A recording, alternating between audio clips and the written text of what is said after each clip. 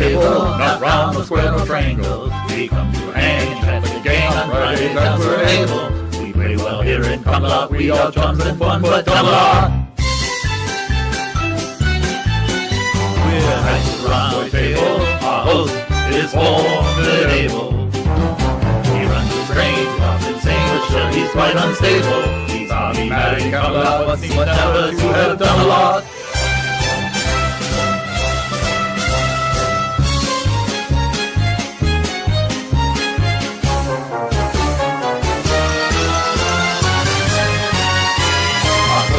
Label, quite incomprehensible, too wrenching, and we have no plan but to sit and hear Dodge babble.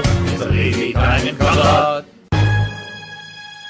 I have to shake my bum a lot.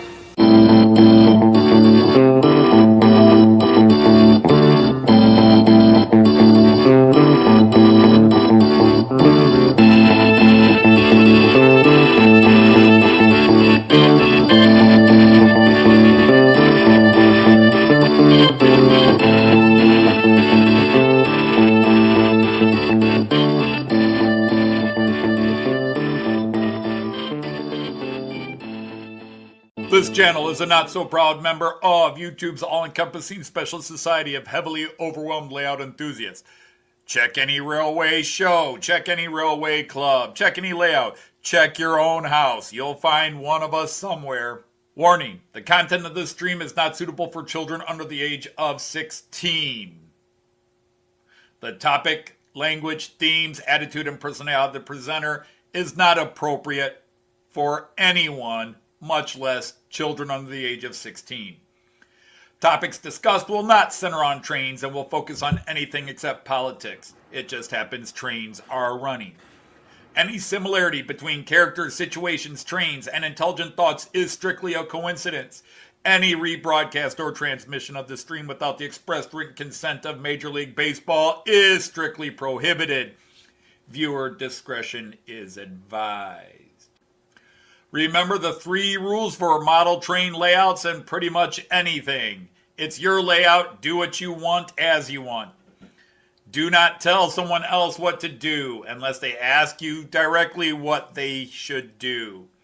Do not call out, mock, criticize, or insult another channel on your channel or anyone else's channel. Thank you for your cooperation. See it, you'll love it, and it's all done in the best possible way.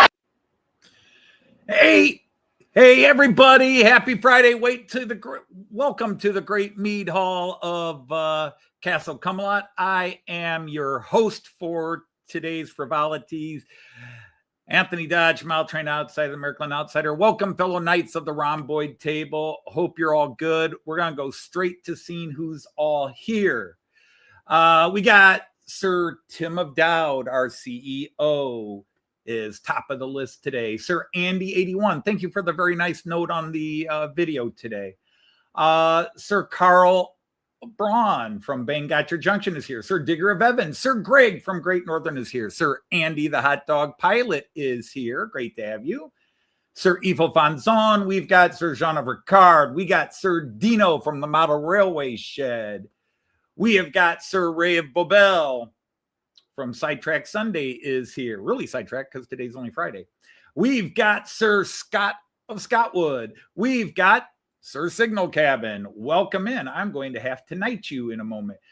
Sir Sparky 107 is here. Hey, Dave, how are you? We've got Sir Titiari. Bonsoir, mon ami. We've got Sir Tom of Couples, our Sergeant at Arms. We've got Sir Tom of Houston. Welcome in. Great to have you. Sir Chris of the Valleys. I hope you're well. It's nice to see you here. Sir Eric from Von Don Eisenbahn, and eventually, because I assume he's still at school, Sir Willie. We've got Sir Zander Jensen is here. All right, so that is everybody on my list. If you were on my list, or I see Clive, Sir Clive of Newland Railway is here. Cool, great to have you, Clive. I scrolled earlier. I think I've covered all the names I thought I saw. I just have somebody new tonight. So again, I'll be with you just a second. Let me switch the screen over here. It has been a busy and wild week here. It's been a busy and wild day here. So let's see, where is that? I got to fly up. There it is. Signal cabin. We are going to night you. I now declare you a knight of the Rhomboid table. Signal cabin. I thought you've been here before, but we've knighted you, but you have apparently we lost that knighthood. You are now able to post a link to your channel or any other channel that's hobby related. It doesn't have to be model trains. It can be any cool hobby. We just ask that we keep politics and religion off of it. So it can be comedy. It could be a cool airport video camera, a cool fishing channel, anything you want to share that you think some other members of our group. You know, a lot of people are like, don't post a link unless I tell you you can. I tell you you can unless it violates the two little facets we have. So anyhow, what has gone on this week? I am kind of in a hold with the Fowler car. I posted that video earlier, which was just an update. The issues in the video were expected. Once we started laying the tape down, we knew it was going to create some issues because we're putting the tape down. We're trying to smooth things out. And that tape it's a combination of tissue paper and super glue, because if you let it stick to your hand more than like 5 seconds, it's glued to your hand. And then when you try to set it down, it sticks to your fingers. So we knew there were going to be some hiccups. Also, because I've created a very tight 90-degree turn in the corners, although the bus was handling it without the road tape. Once you put the road tape in, that's going to create little bits of bumps and creases that you're going to have to adjust. So it's just watching the bus go and seeing what the hang up is and fixing them going down the line. Did I see that? Let me see. That's not your newest video this morning, because if it is, I did see it. Seeing that, so I will have to take a peek at that. So I will have to take a peek at that later. So it looks phenomenal. One of those where the people are so good you hate them. No. Sir Andy from March West Junction is here. Great to have you. Sir Floyd Robbins is here. Great to have you. So anyhow, you know, if you caught the tone of my video, I was trying to be very positive and end it positive. I don't want people like, oh my God, I've messed it up. I threw that. I'm throwing those titles in sarcastically because we're in a place we know finally where the issues were. Artie did a great job of going back. It was something I was actually going to do last year. I don't want to sound weird that way, but I didn't work on it in 2025. I was going to, but then I got carried away with the double slip rebuild. And then, oh, I think I'll ballast the other station. Oh, I think I'll put some grass down. Well, what the hell? I think I'll just grass everything. And then when I was kind of done with that, I said, it's time to focus on that. And Artie said, look, I'm coming to stay with you. Let me work on it with you. Okay. So Artie got under there and really did some great stuff with it. But basically he did what in my brain I knew I needed to do, which is he traced every single wire back to see, was the sensor still alive? Like where I was talking about, it was never like I couldn't get things to work. I just couldn't get all 6 points to work consistently.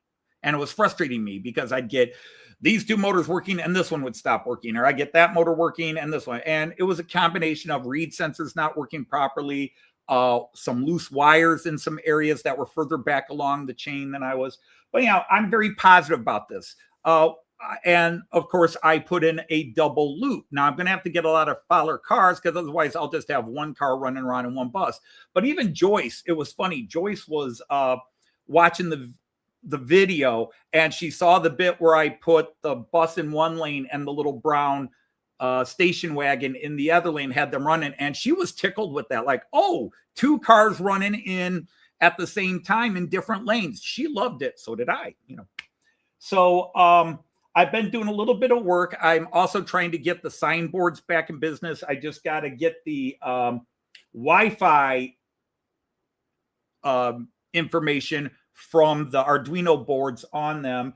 And normally when you turn them on, the first thing it'll say is, here's the Wi-Fi. But for some reason, it goes straight to the message board, which I can't edit until I get it on my new house Wi-Fi. So anyhow, so we've been working on that. I've been cleaning the track a little. And I did get a new locomotive.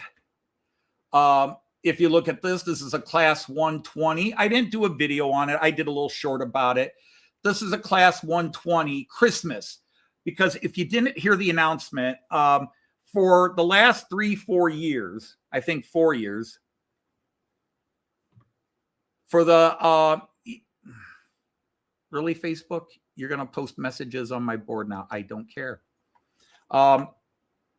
Anyhow, I've done Steamer Palooza at Christmas, and anybody else could be, hey, there's Steve from Stormy Sky Productions.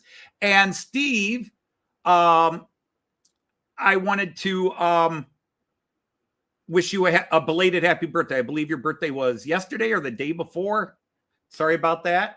I only caught out. Hey, Sir Josh Cannon is here. Anyhow, I've been doing Steamer Palooza as a Christmas thing. But after Christmas this year with Steamer Palooza, I really started thinking Märklin had just released a new Christmas locomotive. I've seen a couple of others. They got this really cool little El Cheapo HO Christmas set that I can get. And I thought what I'd like to do beginning next Christmas is just have all Christmas trains running, Christmas themed locomotives, and try to get as many Christmas coaches and wagons as I can, try to buy some cheap ones and just get some nice Christmas ones made, plus the holiday ones I made this year and so on, and just have all Christmas trains running. Steamer Palooza is going to move to Oktoberfest. Okay, so I'm going to move Steamer Palooza to Oktoberfest. But this guy had an interesting story. I was talking to Jean Ricard on video chat yesterday when it came in. This was shipped properly and well, but 2 things happened. Somebody with the delivery service dropped the box. Now, the way it was wrapped, that shouldn't have been an issue, except this is a 28, almost 29-year-old model. It has never been out of that box. That box had been sitting in a shop, was bought as part of a guy buying out the stock of a store and selling off what he can't use. So this was sold very cheap. I think I paid $95 for this. Digital, but untested, unchecked, buying as is. Based on the pictures, I figured it was worth the $95. Hey, Sir Aaronville, how are you? And Sir Martin, hello. And did I see Sir Bernard is here? And Sir Ray Rod's here. Sir Simon, sorry, fellow knights, I'm yakking away about all this. I've got so much to talk about, and I want to get to the trains today as well. So I bought this. Unfortunately, the hard shell, the block of ice, we all call it, the hard shell block of ice had corroded yellow. So it was brittle. So when the person dropped the box between it being delivered to the post office and delivered to me, the plastic shell inside shattered. I mean, it clearly exploded. Jean Ricard could probably back me up on this because I was showing him the pieces as I pulled it out. So this thing was bouncing around inside its box. A piece of the pantograph base broke off. A couple little pieces of trim broke off. I have glued everything back on except for one shovel, the little rail clears here. You can see there's one on that side, but the one on this side is broken off. Oh, I'm sorry. Let's go this way. You might see it better this way. It's broken off on, can I get that in the camera where you can see it? Yeah, just underneath there. You can see it broke off right there in front of my finger. If you compare it, that broke off. I'm not having fun trying to glue that on, but otherwise you don't really notice it. It's in beautiful shape. Otherwise, loaded right up. The wheels were seized up. I had to take it apart and clean the wheels and loosen them up. But once I put it on the track and started running it, it ran in sweetly. It is in great shape, but one little thing happened today that has created a small problem. I've learned something new.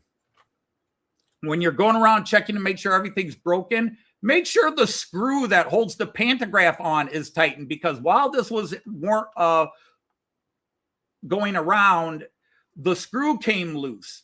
And in the middle, when I reversed it, the screw actually undid itself, came out and popped onto the motherboard and shorted it out temporarily. And now it won't drive in one direction. It'll drive just fine the other direction. But I've looked at the wire. I can't tell if that's the issue, but it's running beautifully. It just literally the screw dropped on the circuit board. I'm lucky it didn't fry the whole motherboard out. The lights still come on in both directions, but it won't drive. And that just means it's a contact issue. So it's nothing big, but it drives in direction one just fine. So for a Christmas local, I'm going to buy the 2025 Märklin Christmas 185. There's a Christmas 101 I'm looking for, as well as the little Christmas steamer they released this year. So I'm very thrilled with that. So it's a wonderful addition, and I've got time this year to work out the one, but I'm not disappointed at all.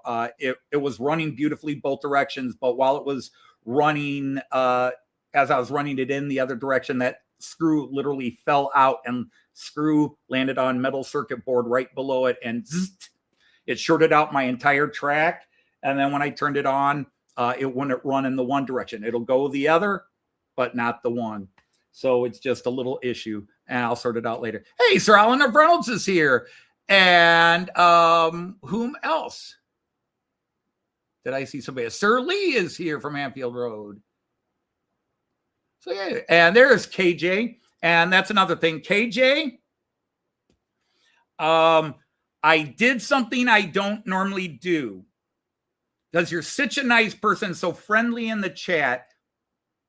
I normally do just the Märklin, Piko, and Roco, because those are the only three companies I really care about. I don't even do Brava's new items. I don't do Jägendorfer Collection, Folgerex, Haag, Gutsold.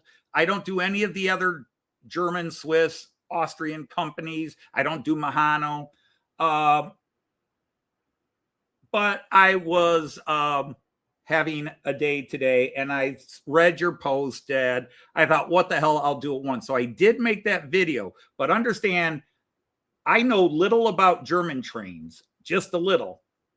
I know nothing about French, Spanish, and Italian. So, and I don't review the models. I just do a reaction like, oh, that's cool, or it's not what I'm into. So, you know, you're better off just getting the catalog. You're just getting the catalog and looking at the trains yourself. But, and I don't do the Hornby stuff, because I can think of 20 channels off the top of my head that all do a review of the Hornby new releases announcements. So I'd never found anybody in English doing a full review, a full walkthrough of each of the catalogs, which is what I do. So, but I did do it as a one-off. I won't do it again, but I did it this one time because you were so polite and asked me if I would. But the problem is, dare I say, once you start doing requests, everybody starts making requests.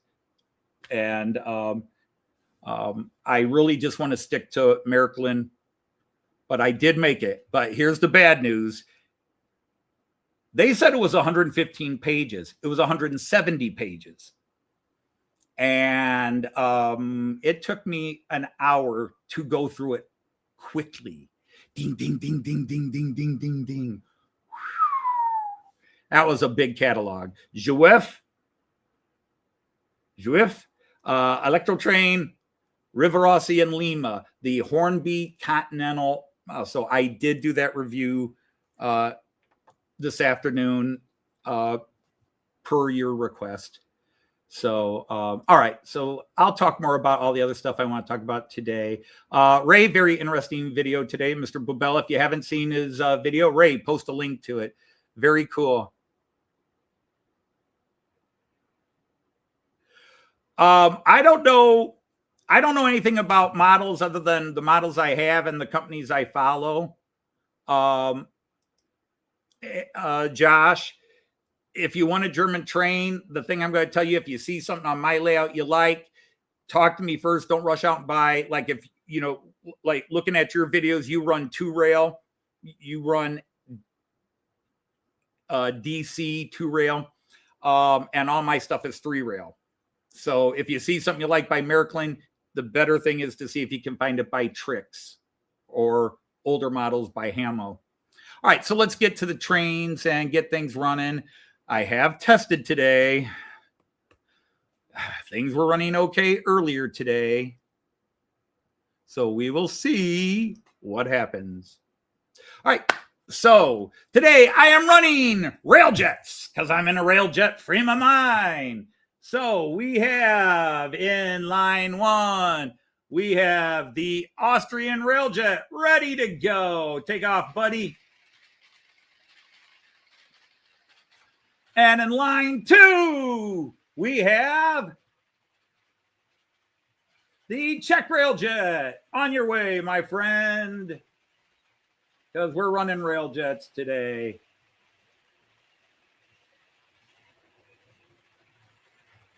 Come on, get going. Get going. Why are you going so slow?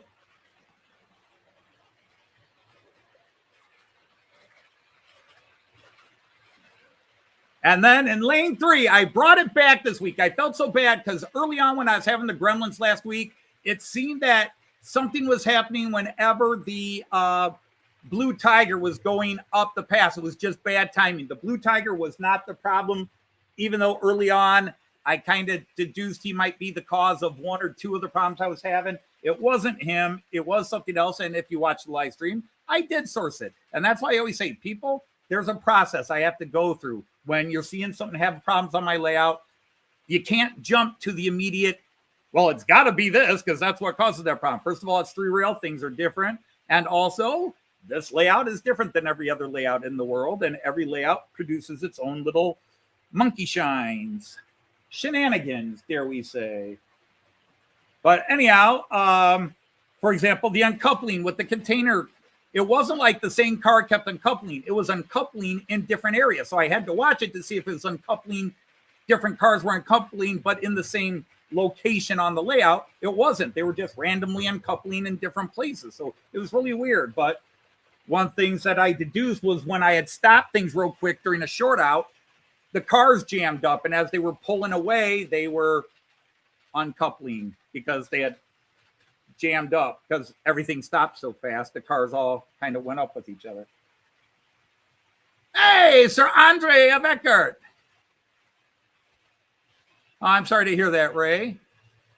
Hey, Sir Randall. Got to check the mail. Okay. All right. Next train. I got to get my self in gear here. I'm running another freighter with a Class 218, kind of an Era 4, Era 5 freighter. Or, it's all hoppers, or if you have other names for them, but I just call them hoppers because I do that for 2 reasons. 1, because I don't actually know what every type of hopper is called. And 2, it annoys the pedants. And anything that annoys the pedantic folks, I'm all in favor of.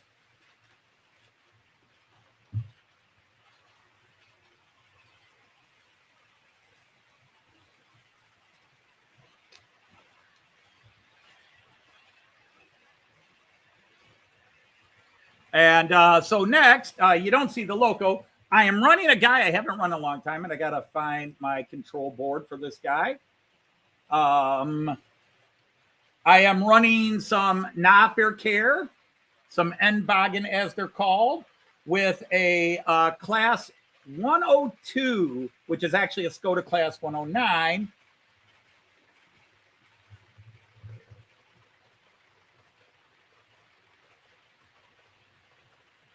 So we'll get him moving. And then lastly, in the back, I'm running Herb's Persil train, the little hand-painted DHG 500 diesel shunter in the back, and all his Persil cars. I just think it's cute. I'm going to give this to my grandson someday as a cute little train. He likes the Persil cars, and let him have a little diesel shunter. But I also like run it on my layout, except I've got the dude running backwards. Nope, still do it. Okay, that's because we did a reboot. That's right. So it changed it. Not that fast, fella. Not that fast.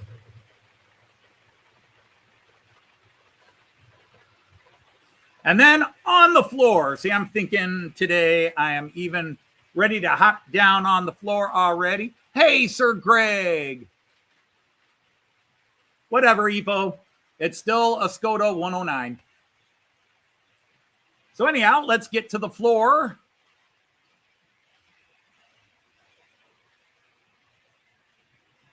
And on the floor, I am running my Beatles albums train.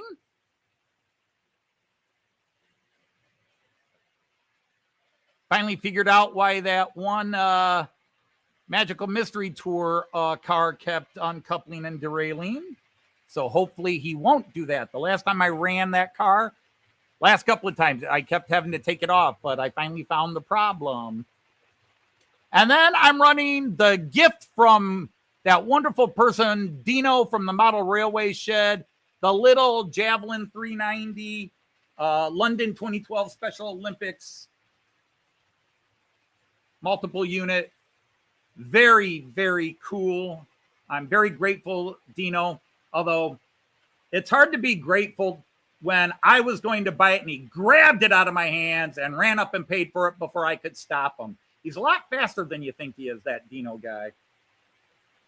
He had the perfect plan. I forget who distracted me, whether it was Andy or Andy's son Richard. Somebody was distracting me, and I had it in my hand, and Dino snagged it and ran up and paid for it.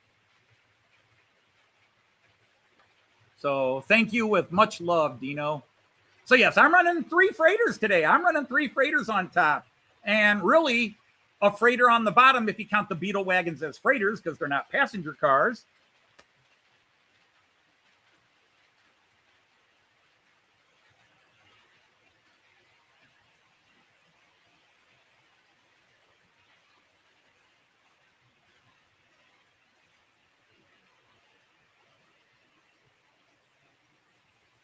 So, yeah, let's get some, let's see. Let's go to the view I always like. Where's workbench view? There it is, workstation cam. Let's go to that view for a little bit. And I believe we said hello, Sir Carl from Bang Gotcha Junction.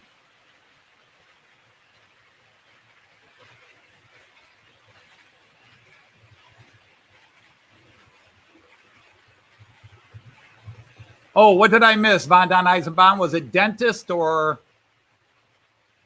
Because Dave Scott from Scott Rails. Oh, we're seeing drilling and oil jokes, so it's got to be dentist.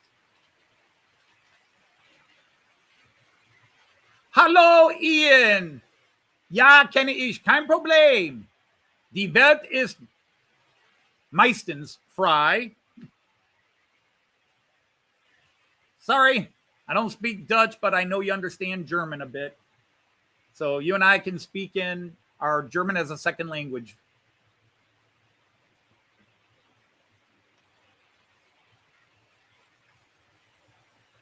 Oh, well, thank you, Andy. Yeah, to be honest, it's in Deutsche Bahn nomenclature, it's a 102, but design, it's a Skoda 109, and people will tell you it's also Messerschmitt and somebody else involved, but Skoda 109. This thing has been a very bleh runner ever since I got it. of all my if somebody asked me my favorite Märklin locos, it would be hard to pick. But if you asked me my least favorite Märklin loco, it would be that one. Because of all my Märklin locos, it's the crappiest runner. And I was saying that to Joyce as I was putting it on the rails Tuesday and telling her how this thing has been a pain in the butt and it just doesn't run, but I'm going to give it a shot today. It literally must have had a spirit and was listening to me, because in practice loops on Tuesday and Wednesday, because I had Joyce home. So, and I watched Cayenne for just an hour and a half on Tuesday, so I didn't have Cayenne a lot, and I didn't have Cayenne at all Thursday. So I had more time this week to mess with stuff. And, but boy, that thing, running it by itself to make sure it's okay. I was like, she's looking at it going, honey, that doesn't look like it's having trouble running. And I'm like, I know. She's like, is it offended by what you said? I said, well, I hope so. And then I put the cars on it, and it's actually been running very sharply this week. Knock on wood. No, KJ. They are ESU, and they're pieces of crap. They're my least favorite rolling stock. I had to put Märklin Telex couplers on them or Relics couplers, I mean. I had to put the big Märklin couplers on them because the ESU couplers were crap. And when I put the Märklin short couplers on, you kept getting buffer lock. So they couldn't handle that, even in the radius 5 curve. So I just said, to heck with it. And I put the big Märklin couplers so they at least stay coupled and don't lock up. But the gap is so, I don't consider myself a big rivet counter, but it is when you watch them going, it's like, that's a little too big of a gap than I would prefer. All right, goodbye, Ian. Well, hello, Monsville. Thank you for joining us. Joyce is getting better. She's better enough that she's being stubborn, but she went to work on Wednesday and kind of regretted it. Yesterday, she was going to go to work, but we had a snow day. They canceled school because a half inch snow event turned into a 4.5-inch snow event, 6 to 8 inches outside of town. I had to take Joyce to a doctor's appointment Wednesday. The appointment was at 4. We got to the appointment because of the snow at 4:15. It normally takes about 20 minutes to get to the doctor's office where she was going. It took 45. It took 2 hours and 20 minutes to get home. Because the roads were crap and it was rush hour and everything was bottlenecked. We could not find any report of an accident, but I felt there had to have been an accident for the traffic to be backed up so far and so badly. It was a mess. 2 hours, 20 minutes for us to get home on a 20-minute car ride. Woo! Now, see, I like snow. But when you've had a long day, Joyce is hurting, her knees are hurting. She had a procedure done on her fingers. They were hurting. We're cramped in a car, and my car is below a quarter of a tank of gas. And I'm like, oh, are we going to run out of gas? It was nerve-wracking.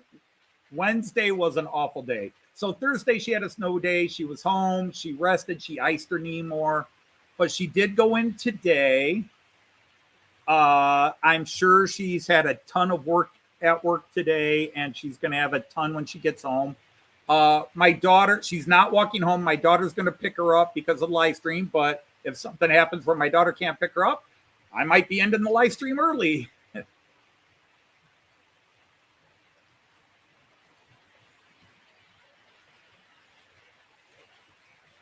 Oh, I just missed them. There's that Railjet coming right at you. Speaking of Railjets, in Roco's video that came out today, that double-decker Railjet is, I'm waiting to see what the price is going to be. If the price is not obscene, it might be going on the pre-order list. Definitely is going on the wish list.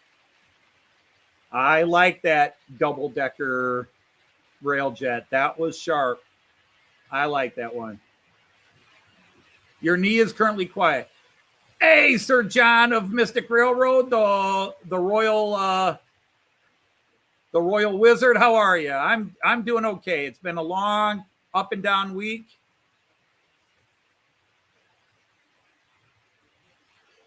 Okay, Josh, that is every German company makes something, you know, one of that family. It's called a DHG 500. So I'll type that in here. It is called a DHG 500.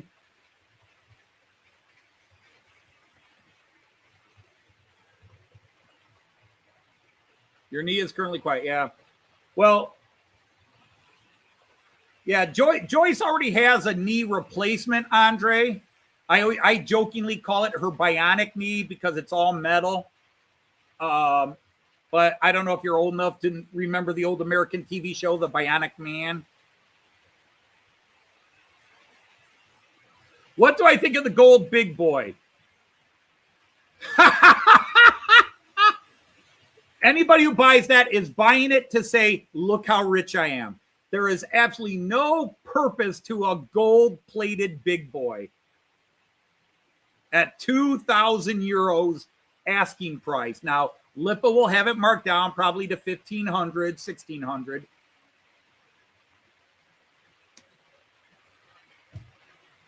But that's just ridiculous. I'm sorry. When they did the gold-plated TEE, at least the gold kind of matched the color of the cream it was being used to replace. So it wasn't quite so blatantly ostentatious. It was ostentatious, just not so blatant. But holy, that was ridiculous. That's insane. I mean, I'm sure there are people that look at it and think, that's cool. Not me. I just think it's ridiculous. If I'm going to own a big boy, I want it to look like the big boy, not like, well, I can't say that. That's a political joke.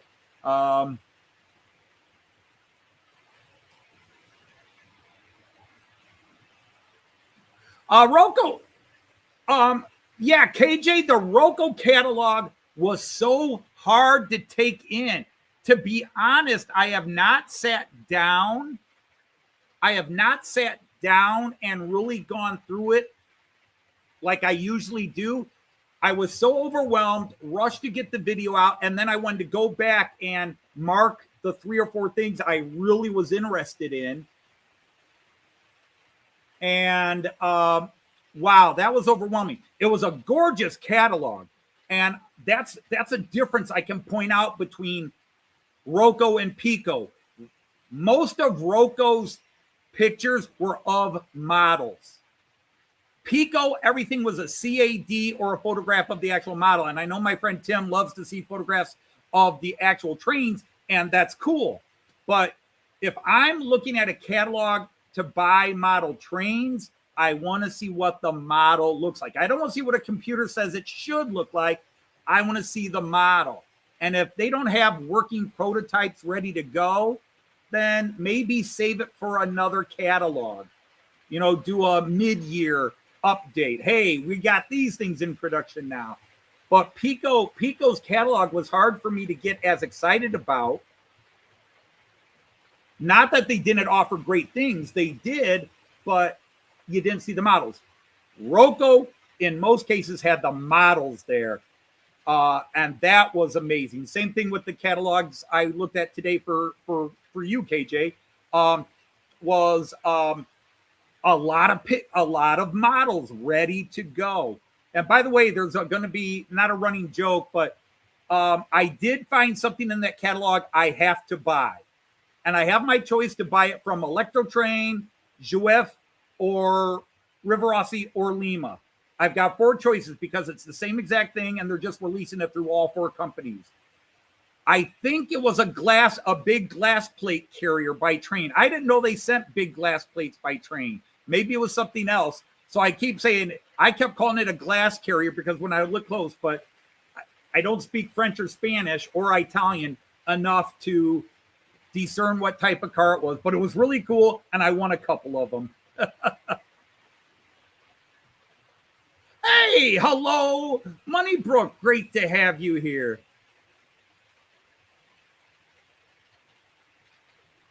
No, a running joke means if you missed it the first time, it's going to come back around you again. And it'll tap you on the shoulder and say, on your left.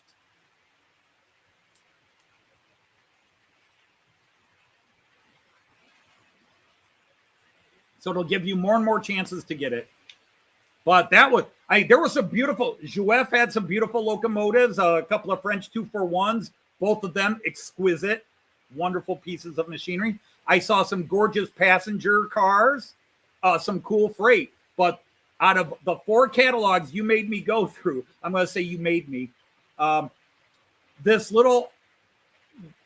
looked like it was a large sheet glass. Maybe it was plastics, but it looked like it was clear stuff in secure framing. Whatever it was, I liked those, and I won a couple of them. Hey, Sir Artie is here. Hey, Artie and Sir Ray and Dame Tammy in the background, and Sir Philip if he's in the background. What did I think of the Piko 218s? They're fine. The question is, were they the hobby? And I'm never going to give you advice on yes, you should buy it or no, you shouldn't. I will never tell you, yes, you should get it. No, you shouldn't. I'll tell you what I like visually, but I have no idea how well or crappy it's made. I will never tell you, yes, you should buy it. If you trust Piko and you like the look, then go for it. I don't trust Piko's hobby range.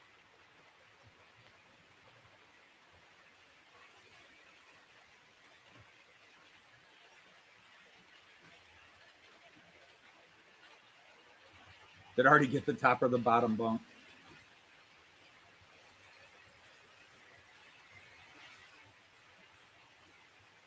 Tammy's not home yet. She's out. Uh-oh. I hope Ray's keeping you from changing the locks. You're a bit of a squatter, Artie.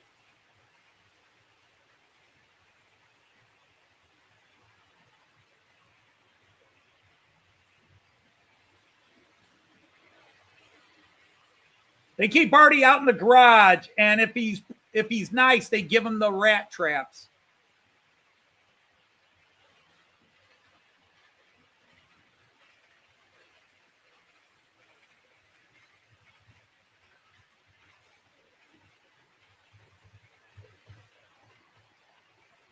Nope, nobody's there.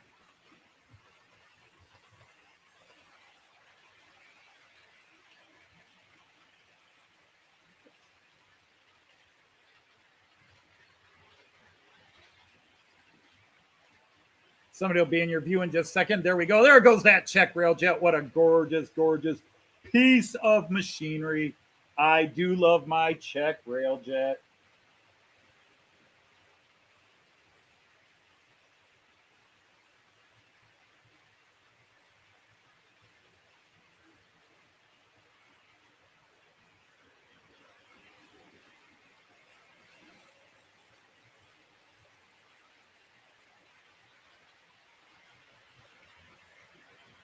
Well, Andy, they celebrated something like 200 last year, that they broke 200.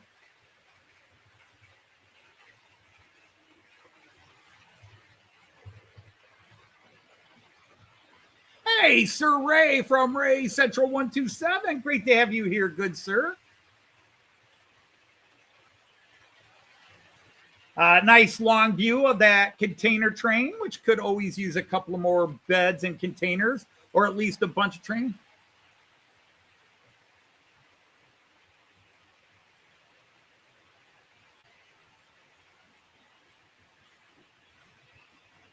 Well, that's fine. I mean, I have just bought 3 Piko hobbies, and all 3 have had problems. So I think Piko's a wonderful company. I think they make great stuff. I've just had bad luck with their hobby range. Other people have good luck. If my experiences were common, they would eliminate the hobby range. So it's just, I just had bad luck with the hobby range. And so I will not buy from the Piko hobby range anymore. And to be honest, outside of Märklin, I won't buy anybody's low range. And that's not even like Roco. I will buy the maxed out digital quality chip.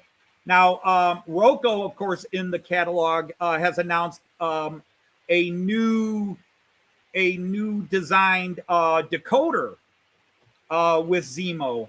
They've got a new decoder design that they are now instituting, probably in response to the disaster of burning Railjets.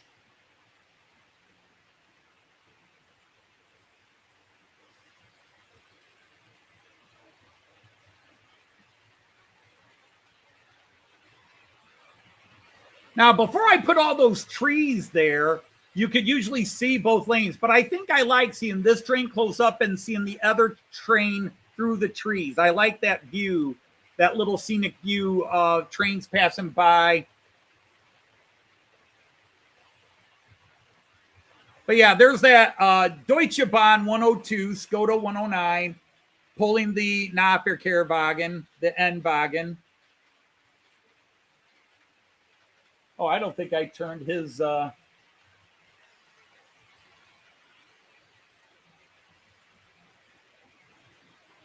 why aren't your lights going on, dude?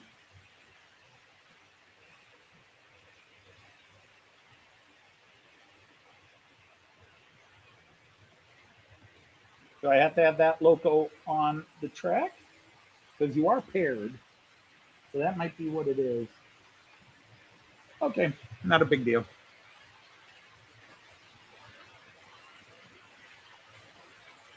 You might get a Germany train. Well, that's cool.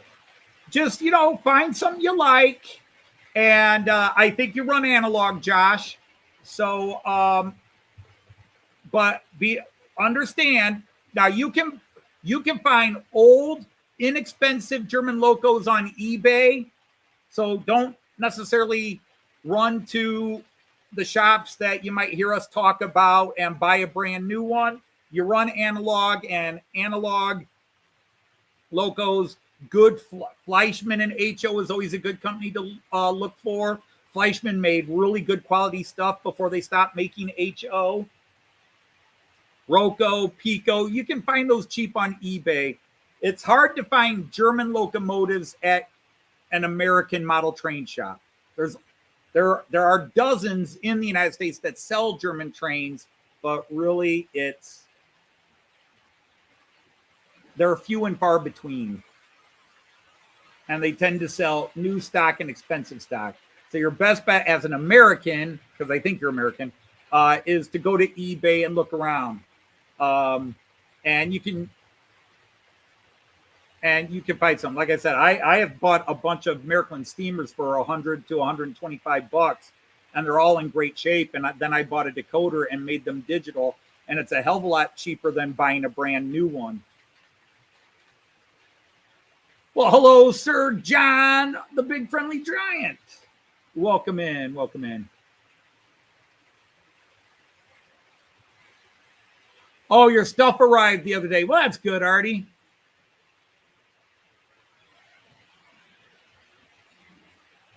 Yeah, which is funny because Zemo did Märklin chips for a while. But I will say, now I haven't bought a Piko loco in a little while. I have not bought a Piko loco in a little while. I'm trying to think what the last Piko I bought was. But other than I burned a decoder out, but this is the older decoders.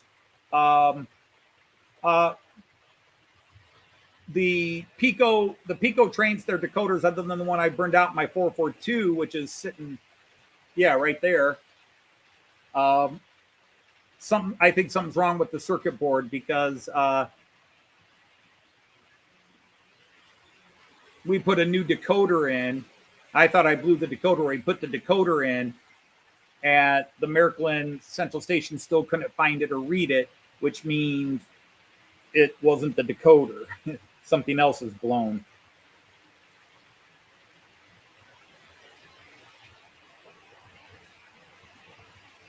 Enjoy your Railjet's going home with you for 3. Well, thanks for the advance warning so we can set up security. But you go ahead, Artie. You go ahead. You try to steal my Railjet again. You even got a Railjet back at your place in Australia now because I got my Railjet back and left you one you could actually use that was 2-rail. But you go ahead, steal my Railjet. Maybe you want my Czech Railjet now. I was here while you were down here. I saw you ogling some of my other trains, like Aqualung eyeing little girls from a park bench. I saw you ogling my trains. So you go ahead, you try to steal them, and let's just say your experience shall not be pleasurable, even if you're an extreme masochist.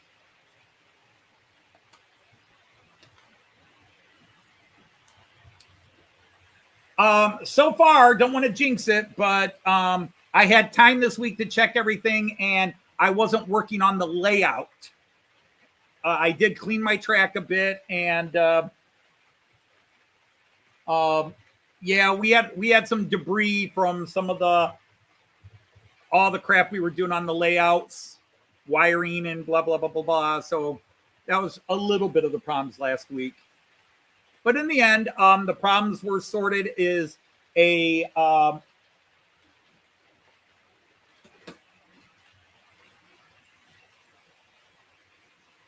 not you. Is that the suds we want? Not you. In fact, it's the total wrong bin. Not you. Here we go. Yeah, this was the guy that was causing the shorts I was having. His ski had bent off and was going around corners. That was causing the shorts I was having. It wasn't causing the slowdowns, but was causing the shorts. But the ski had come off its, the shoe had come off its contact plate, and was, instead of riding along the top of the third rails, as it was going around corners, it was slipping off and scraping and then bumping over and making contact with the outside rail. So it's no different than if you took a piece of metal and real quickly tapped across your tracks in 2-rail. You were getting just quick mini shorts. It wasn't enough to turn my system off except once, but it was creating problems. And I thought that was also causing the slowdowns. The slowdowns were being caused because I had a car that I put over there that had the coupler had locked funny with the locomotive in front of it, and it kept bouncing over a point because it wasn't hooked properly.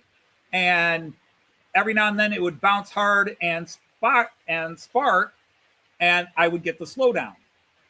And it took me a while because a couple of times I'd look at it bounce and go, well, there was no slowdown. But I started looking, and every time there's a slowdown, it was going over that point and bouncing.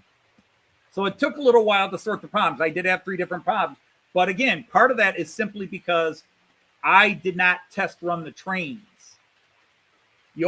Everybody's going to have gremlins. The fact is, out of my 300 and what am I up to? 302 live streams. I don't even know if I labeled mine correctly today.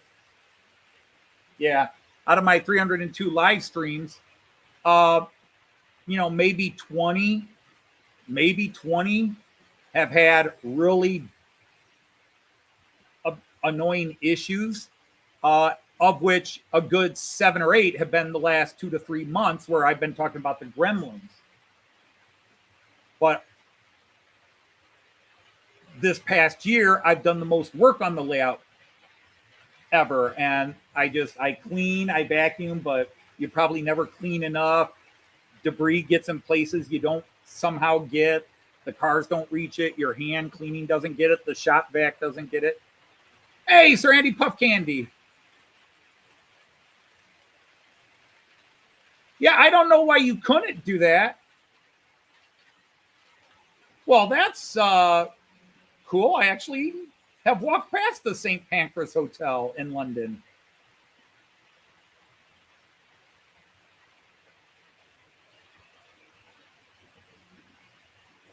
All right, let's use other cameras. There's a reason I have all these cameras. Let's do it. Up the ramp, which really is one of my favorite views. I like watching the oncoming train and then you see it, and you'll get two. We'll go ahead and watch the container train come up the ramp.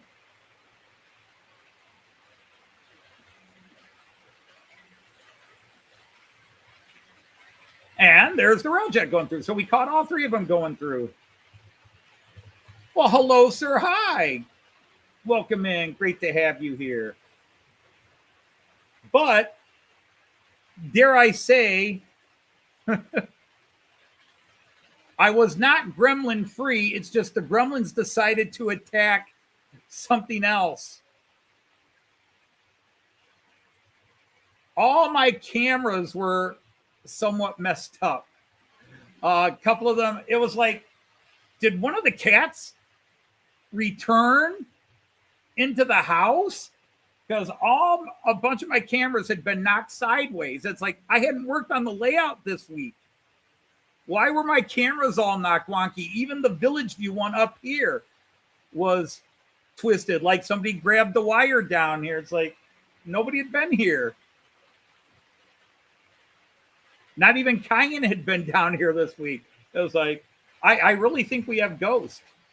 If I believed in ghosts, I would blame it on ghosts. Earthquake. It might have been.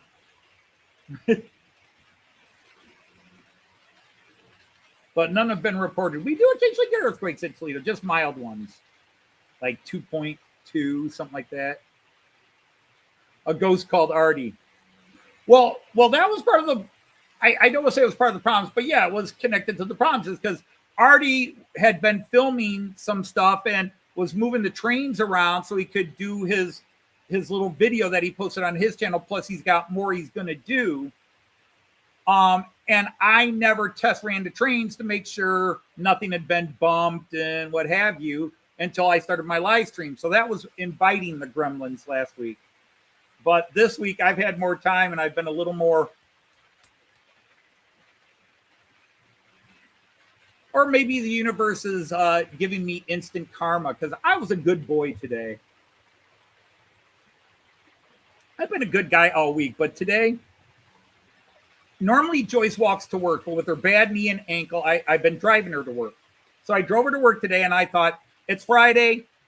I'm going to treat myself. I haven't had a McDonald's Egg McMuffin and a long sausage, egg, and cheese McMuffin in a long time. So I went to McDonald's. I'm not going to eat lunch. I'll just buy two because I was really hungry for an Egg McMuffin. So as I go to pull into the McDonald's off the main road into the shopping center where the McDonald's is by our house, there is a car blocking that entrance.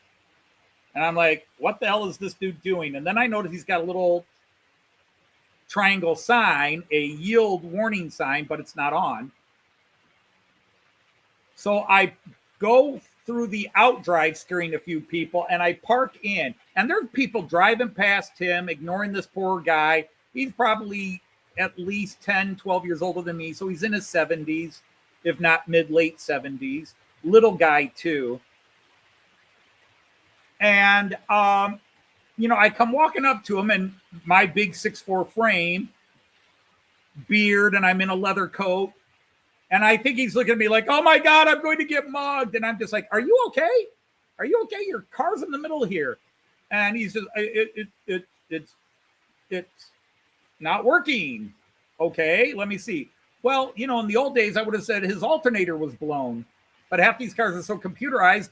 It's some sort of Honda mini SUV, an older one.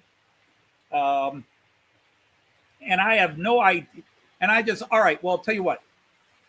Can you shift the car into neutral and let's just push it so people can get in and out? And it's, there's snow and ice on the ground, everything else. There are things where he's looking lost. He really seems to be lost. But then he's talking coherently and saying, well, I have AAA. They fixed this before, but it just happened again. I was like, okay, but he's also looking a little frustrated. It's like, turn your key forward. What do you mean turn it forward? Like, don't turn it all the way on, but turn it right before it goes on. I can't shift it. Well, do you need to have your foot on the brake? Oh yeah, foot on the brake. Key forward, shift it. I'm trying to, I'm looking at, he's got a charger and it's at 70%. So I'm like, all right, battery charger. So let's put it on, or a battery jumper, one of those little portable battery jumpers. The dude has everything he needs. So we're trying it. It's not working. Again, I would have said the alternator or the generator was fried because we could not even get a jump. I was like, well, let's leave it on for 5 minutes. But while we're leaving it on, let's push your car out of the way so people can get in this drive. And he's a little flustered. I'm like, just let me push you up here. Oh, all right. Well, thank you. Bless you, sir. And I'm like, well, okay. So I pushed it up the road, kind of uphill. I was actually proud of myself, but hey, I work out, push it up the hill, get out of the way. And I messed with him a bit. And then I said, all right, well, let's push it a little further up and I'll just push it in the parking lot. And I'm pushing uphill and I'm getting it, but he slams on the brake while I'm pushing. Like, what's the matter? Well, I want to call triple. Well, let's get it in the parking lot first. Well, it's like, let's just get it. And bless their hearts, two guys, one in a rental truck and another guy was just leaving McDonald's. They saw me helping this guy and they came over and the three of us pushed it into the parking lot because getting it uphill and trying to get this guy to steer was an adventure. But we pushed it up and the guy seemed a little frazzled. I said, all right, look, your car's here. AAA can take care of it from here. It's out of everybody's way. We're good. Let's go inside. You're shivering. And do you want a breakfast? Are you hungry? Well, I've got a doctor's appointment. I said, well, you're not going to make your doctor's appointment. But I was about ready to offer to take him to his doctor's appointment. And so we called his doctor, canceled the appointment. And the two guys are there. And I asked the other guy, I said, did you already get your breakfast? Yeah. I said, would you like a cup of coffee? He's like, you sure? I was like, yeah. So I bought the two guys who helped me, one due to breakfast, one due to coffee. I bought the old man an orange juice and a donut. And I bought my 2 sausage McMuffins. I made sure the old man was fine and I went home. So I did my good deeds for the day. Hello, supper. Hello.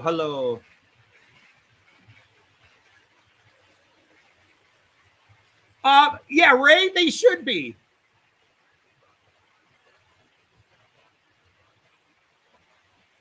Oh, okay. Now, I'm sorry. I was telling my story, so I was ignoring the chat.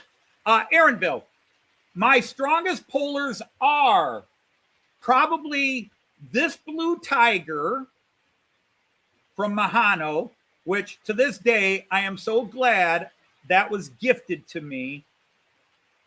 I think that was Dirk from Ohio Steam and Steel.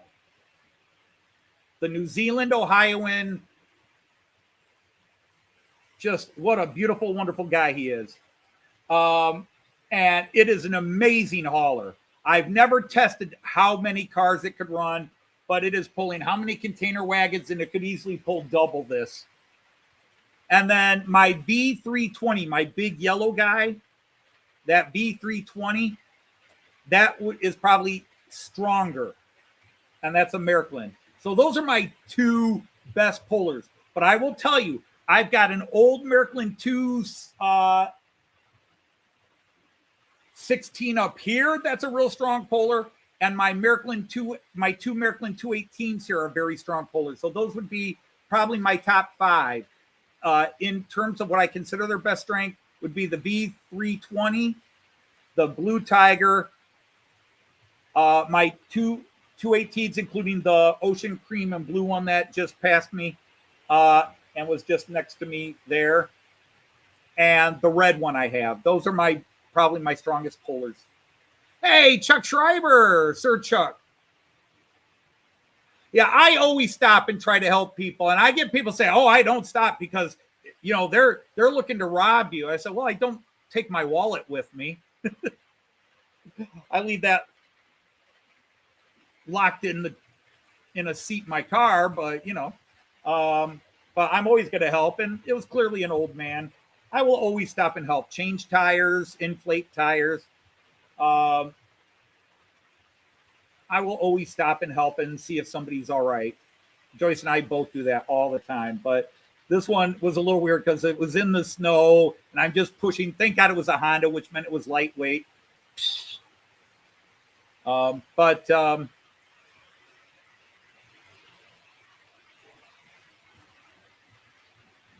the Berlin Prague, how big is the chance?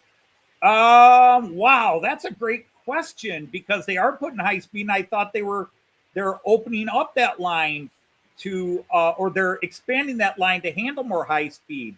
So I would say a minimum of 50 to 60% chance that you'd have a Czech Railjet on it. It'd be cool to see Railjets in Berlin because I don't think you see them. I've never seen a Railjet in Berlin because they don't come up that far north from Austria because they have areas where they can't really get the really high-speed trains like the Railjets and the ACEs through. Like it was Nuremberg to Dresden, we couldn't get an ICE straight through.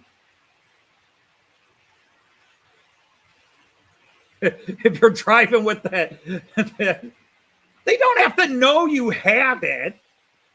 But why would you be driving it with it in your trunk? If I'm going to spend that kind of money on that big boy, I'm holding it like this the entire time I drive. I'm going to drive with my knees. My dad would. Anybody else here have relatives that drove with knees? My dad would drive with his knees. Would drive me insane.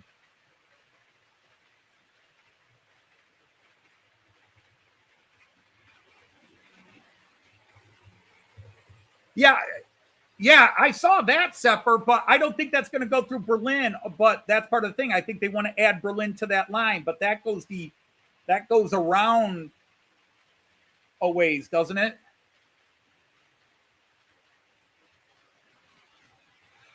KJ, I still haven't completely shaken that. And from what the people that are Mehano lovers tell me is that Mehano has really good and really cheap. It's like there's no middle ground. They have certain lines that are really good, and then other stuff is just super cheap. Your brother drove with his knees. But all I know is, thanks to all the German channels, when I first got into the model hobby, I had a very negative attitude about Mehano. I was convinced Mehano was garbage. And then Dirk gifted me this Blue Tiger, and my attitude's changed. I'm willing to try another Mehano if it's something I want. I'm willing to try a Mehano. This Blue Tiger is a beast. I love it. It's cool looking. It's powerful. It looks power, doesn't it?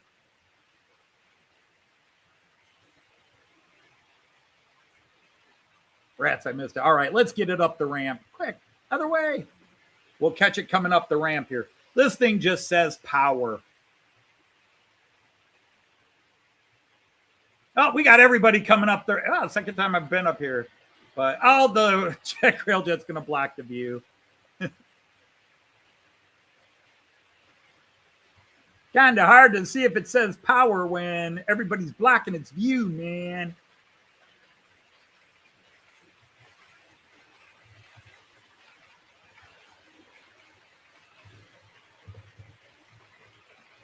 I just love that. That is one of my favorite looking locomotives. Your 20 euro SD42 is from Mehano. That's cool. That's cool. Like I said, I am always willing to admit I had been misinformed or I was wrong. I'm always willing to admit if I'm proven wrong, I'll admit it. Yep, you got me. I was wrong. But I also will call out people who think they're right when I know they're wrong.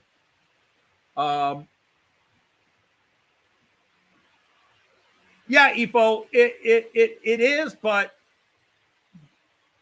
well earned. Because when you say expensive Mehano, that's a little different than expensive ESU. And I've got an ESU up here. I'm not impressed with it.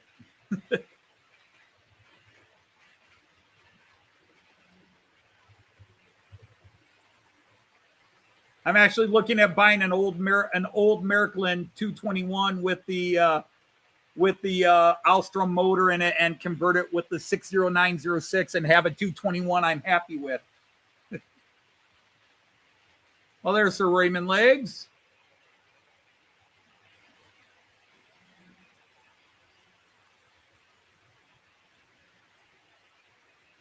Boy, that little dude's still flying around the track. I'm going to have to slow him down a bit more. I'm going to slow down the Persil train.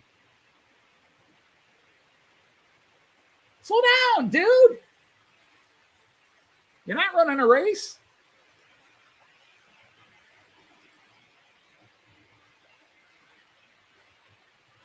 You're going so fast, nobody can see you.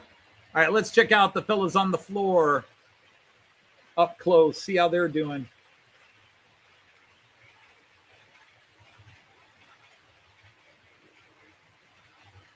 All kinds of exotic brands. Well, I wish I could experience that. The problem with living in America is there aren't any model train shows within hours of me that have large European displays with all kinds of exotic brands.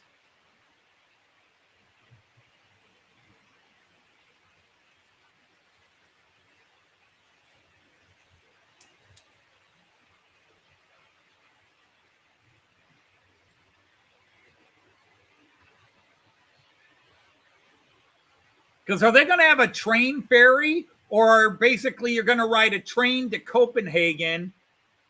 I don't even know if they have trains down to that ferry port. And then you ride the ferry on to Rostock, or do ferries from Copenhagen go several places, but it's like Rostock, or I think there's another ferry that goes over to Stettin or even Gdansk. Is there a Copenhagen Gdansk ferry? I can't remember. I'd have to look it up. They go so many places. Fulgerex, yeah. Oh, thanks, Floyd. Yeah, the Beatles album, this is the nicest it's run in a long time. The cars, because I finally figured out why that Magical Mystery Tour wagon was acting up.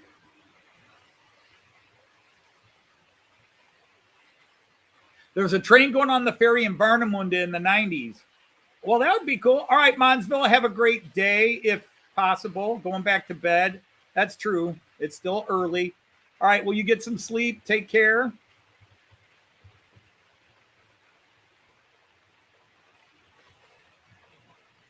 Runs like green snot rockets. Hey, Persil, little DHG.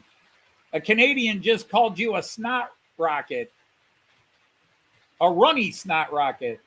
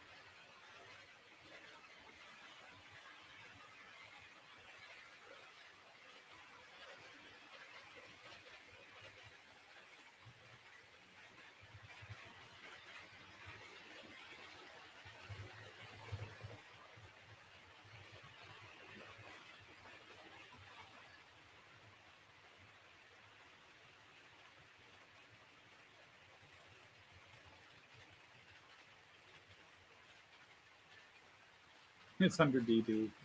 Well, welcome back, Hot Rod Rodney. Sir Rodney of the Hot Rod.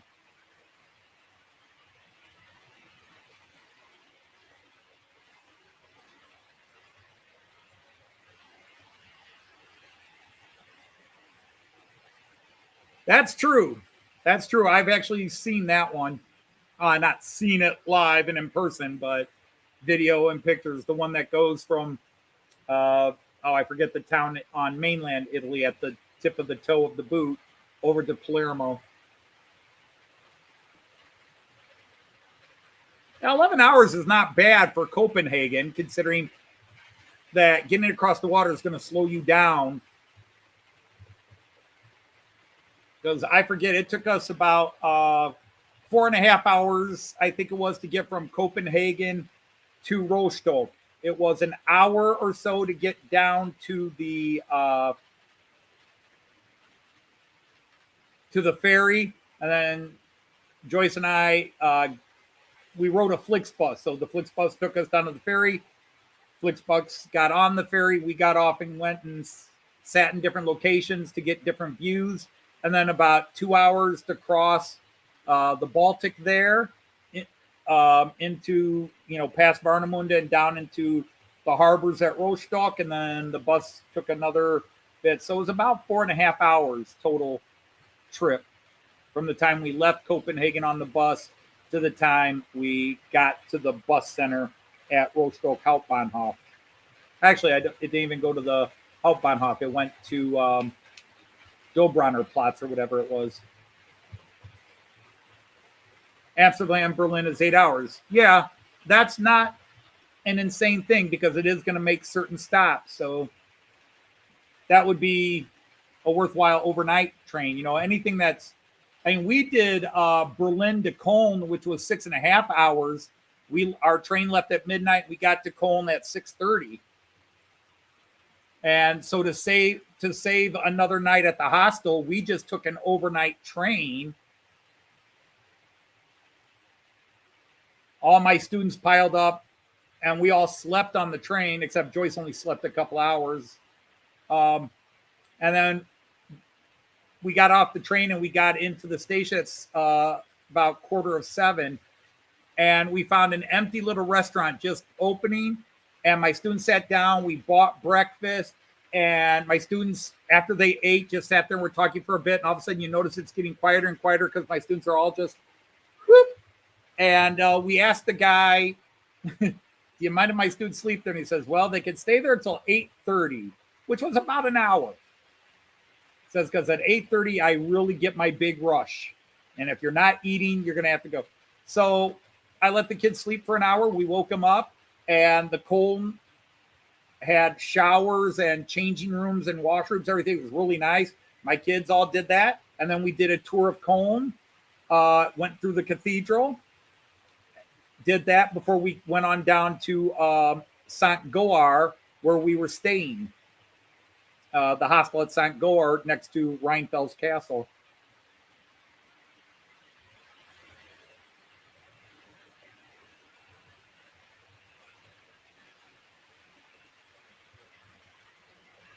Interesting. Okay.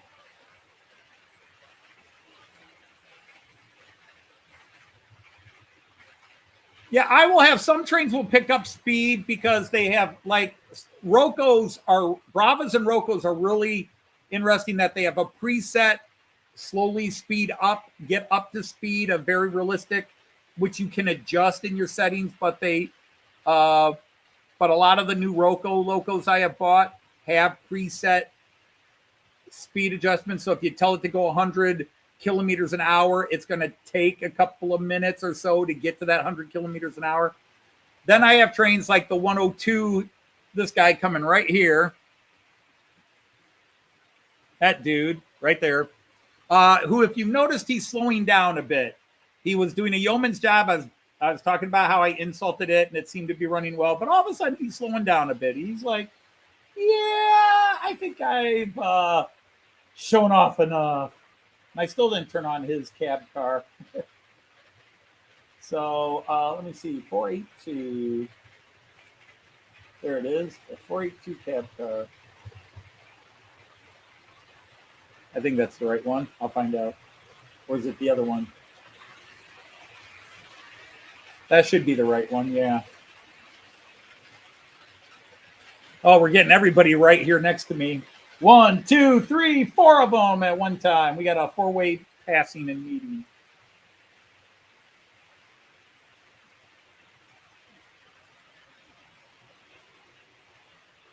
Yep. Okay, got his lights on now.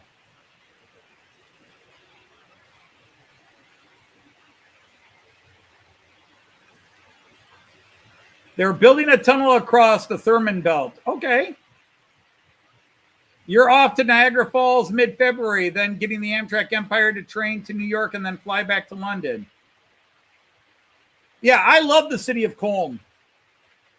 I love Cologne. It's a beautiful city. The riverfront's really sharp there.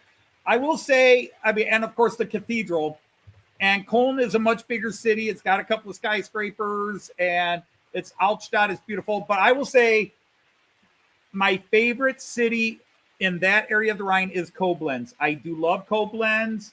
It's not too big with the Mosel coming in this way and the Rhine, that the Deutsches Eck there. It's a happening city, but it's kind of quiet and laid back too. I love Koblenz. Joyce and I just spent a full week in Koblenz this year, and it was lovely again. And I know so many places to eat in Koblenz, and it's really a nice center to go a whole bunch of different ways. Back up to Cologne, further down the river to St. Goar, Mainz, if you want to go that far. Hey, Sir Dwight, welcome in. Oh, back in 85. Back in 85, Copenhagen to Hamburg. That would be a bit of a trip. That's a long ferry. I don't know if I would want to be on a ferry that long. And of course, back in the 70s and 80s is when you had a lot of ferries capsizing. A couple of ferry tragedies I seem to remember from that era. You really enjoyed your time in Koblenz too? Yeah. I have been in Koblenz many times, usually just to spend it. I lived in Koblenz for 4 days with my students back in 2008. I have visited Koblenz 2007, 2008, 2010, 2011, 2013, and 2015, and then 2025. I don't think we were in Koblenz in 2019 or 2023, but our longest stay was just over a week this past summer in June. But yeah, I love Koblenz. And Joyce and I really went to a lot of places in Koblenz we had never been to before, sides of the town we had never been to, certain areas we said, well, if we're ever here and we're not doing the trip with the students, let's go check that out. Let's go check this out. We did a nice long walk along the Mosel and over the bridge to the other side where they have the big caravan park place. Yeah, we had a great time there. All right, good night. Hi.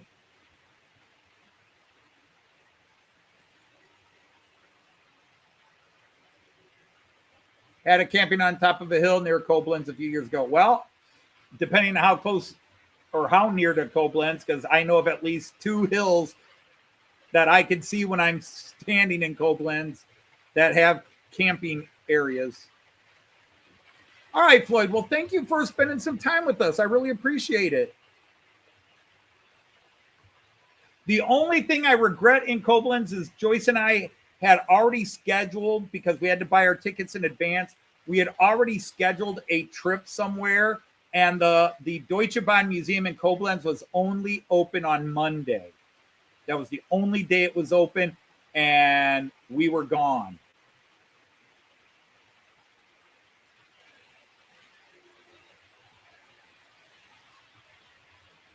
Yeah, I agree. I don't think I've seen a train ferry in Miniature Wonderland. They've got ferries, and they've even got that full water thing. But yeah, that's a big announcement is Joyce and I are changing our vacation plans this year. Last week at this time, I had posted that it was looking difficult. Now it's just proving ridiculous. We're having no luck finding affordable places to stay in the places we want to go in the UK. The airline tickets are ridiculous. We have searched multiple companies. We've tried British Airways. Now, British Airways, if you stay in the cheap seats, the lowest level economy, that's a little cheaper.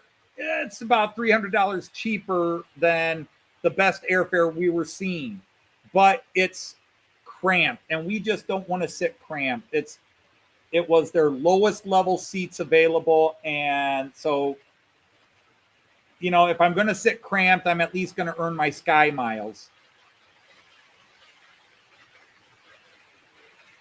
No, Aaron, we really need those 4 weeks away. We're home all the time. I mean, poor Artie had to suffer 2 weeks with us. Joyce and I don't really go anywhere. Occasionally in the summer, we might do a day trip, but our big thing is we cut our corners, we pinch our pennies, and then we do this big trip. But we wanted to go to the UK. We've been saying for 2+ years now, 3 years, that we were coming to the UK this coming summer, in 5 months. February, March, April, May. Yeah, less than 5 months. We should be coming to the UK. But we had a long look at trying to find room and board. Where when we came over in 2022, it was real easy. The flights were not bad, but the flights are just jacked up. To fly to the UK on Delta, the KLM, no, not KLM, Air Canada had seats at 2,800. Again, the cheapest seats, 2,800.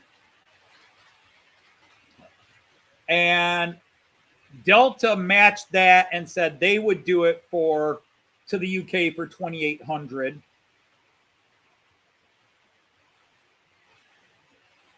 So at least I could earn my sky miles.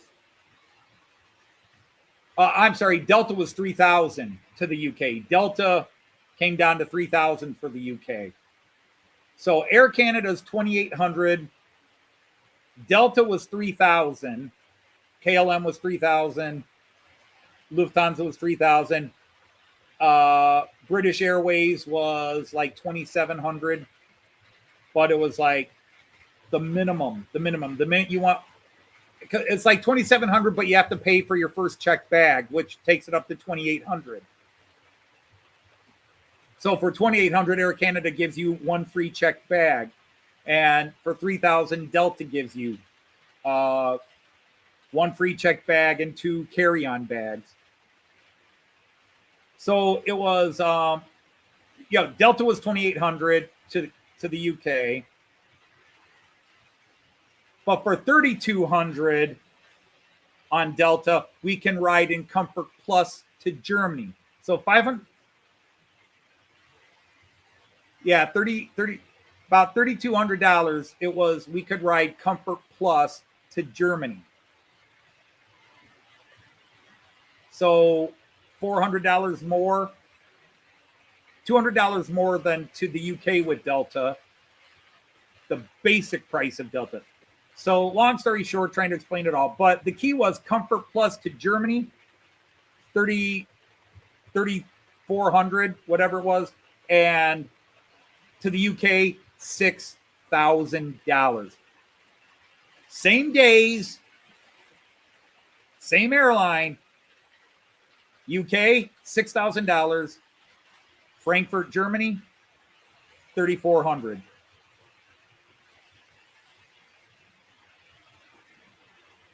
For the same type of seat.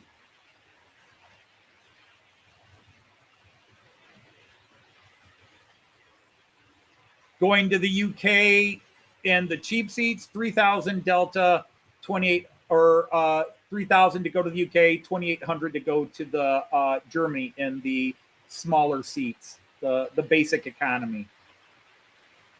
Hey, Sir Thomas is split. So well, prices have gone up. We're having some world prices because of trade wars and all sorts of other things. But yeah, I don't want to get into it. I've got a lot of good friends from the UK here, but the UK is jacking up prices to go there. People that do Airbnbs and that, if they're renting to people from overseas, prices are up. Like we were trying to go to Inverness, and a year ago when I first started looking around, I could find places in Inverness for $100 a night. Now the cheapest I can find is $200 a night. And Joyce and I, the most we'll usually spend is, if it's in a really good location, is about $100 a night. Germany for $100 a night, I'm staying at a nice little apartment in the Altstadt. To get $100 a night in Inverness, I have to be about 10 miles outside of town, which means I have to rent a car. That's another expense. In Germany, Joyce and I have never rented a car. So sadly, it's just not financially feasible this year to go to the UK. So we're going to go to Germany. Now we just got to decide a couple of places. I've got a couple of places I want to go, but now it's like I wasn't planning on building a trip to Germany this year. I thought I had a couple of years, but we're going to go to Germany this year. We're going to go back to Germany, so.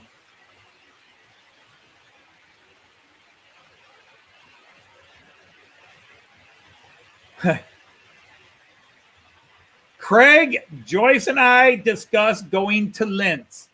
And Joyce asked me, well, what's in Linz? I said, well, we can go do more of Königssee and Berchtesgaden that we didn't get to when we were in Salzburg. We could still do it from Linz. And then I looked at her, I said, and Craig's in Linz.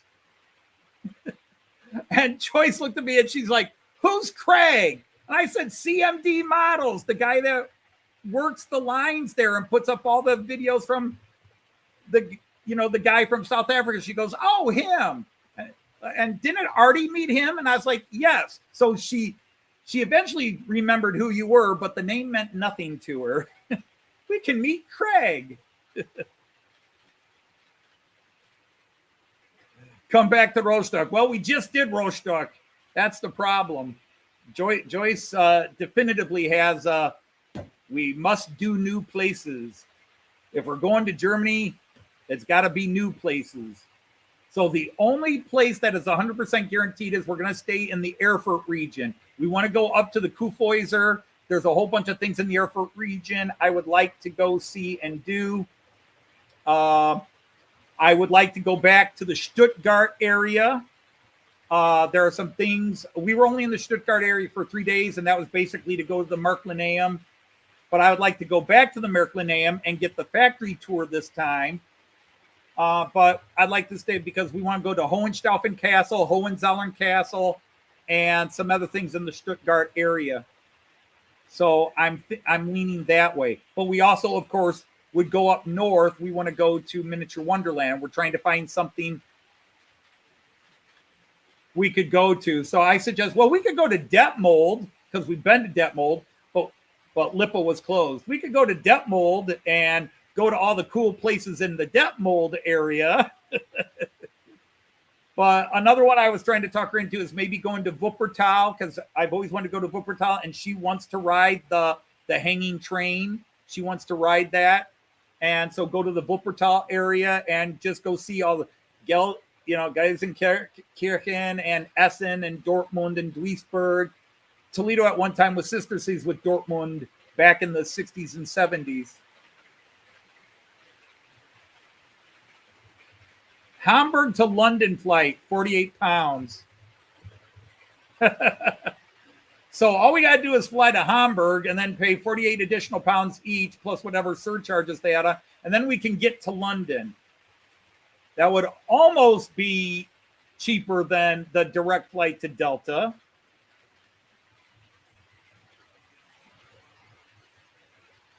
and take the brunch train. Yes, I actually jotted that down because you mentioned it to me in comments on the one video where you showed it.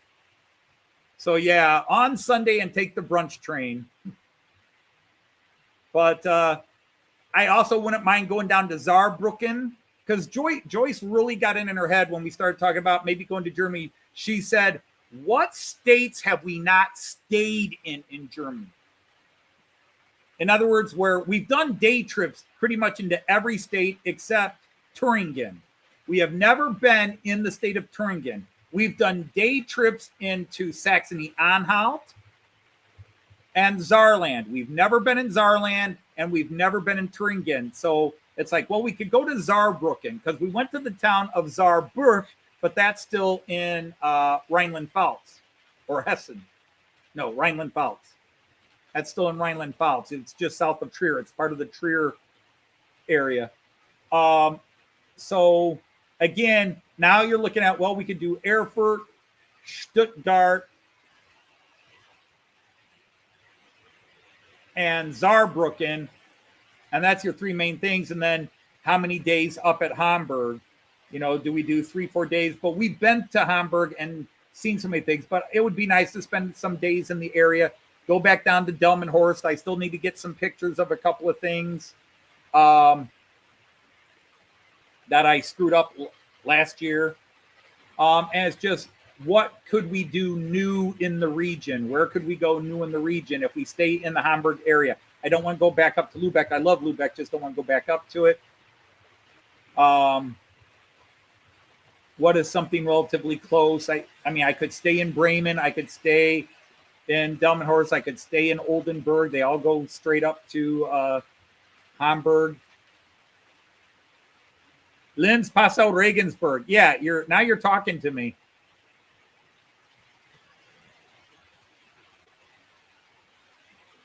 Stayed in Ethoff and Cologne when you went 20 years ago.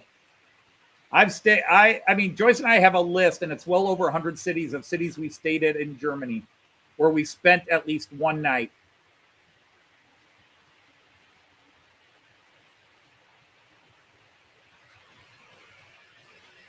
Well, Artie, you're free to try to take it, but like I said,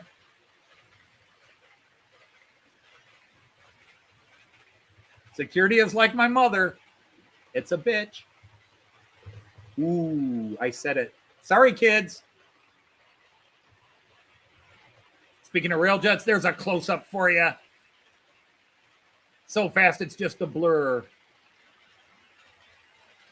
And there goes that Railjet, plus that little, we haven't really focused on that little 218 pulling the ore cars, including Thomas, Split Rock, our buddies here. So Split Rock's little yellow ore car there.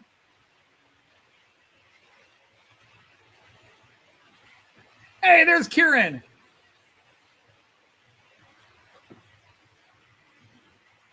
Hello, Sir Kieran. I do like it. The 218 is an icon. It's like the Class 37 in the UK. It's just an icon. It's a workhorse. It does everything. Raymond, what are my experiences with Roco 3-rail? They've been very, very good. I have one Roco I'm not happy with, and it's a 218.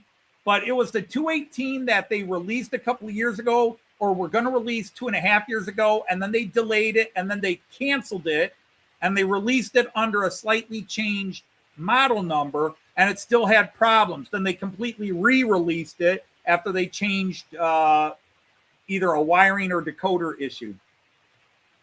And it's not a strong puller.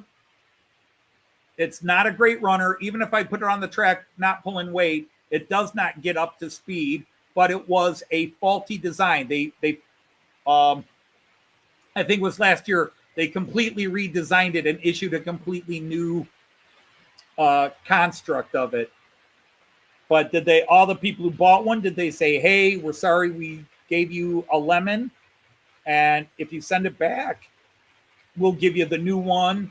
I mean, even if they said send it back, and with $50 we'll give you the new one, I would have done it because I was so surprised that it was such a weak locomotive.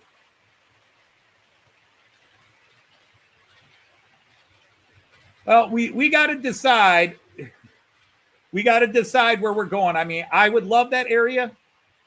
I loved our time in Salzburg and Vienna. I'm just scared we would hit it with a heat wave again. Oh, I love Vienna, but we had to tour Vienna early in the morning and much later in the evening because it was in the mid 30s when we were in Vienna. And the other thing with, Craig, while we're talking about, how long is a fast train ride from Linz to Vienna?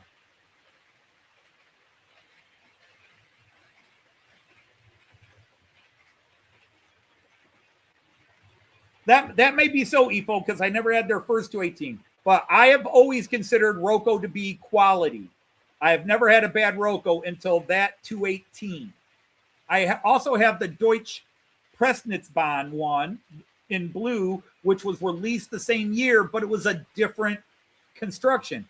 It's not a great loco, but it's a solid one. It's good. It's not a strong one because it was built with similar parts as that 218. But that 218 got canceled. I had reserved it, and then because Märklin didn't have any Deutsche Bahn, Verkehrs wrote 218s.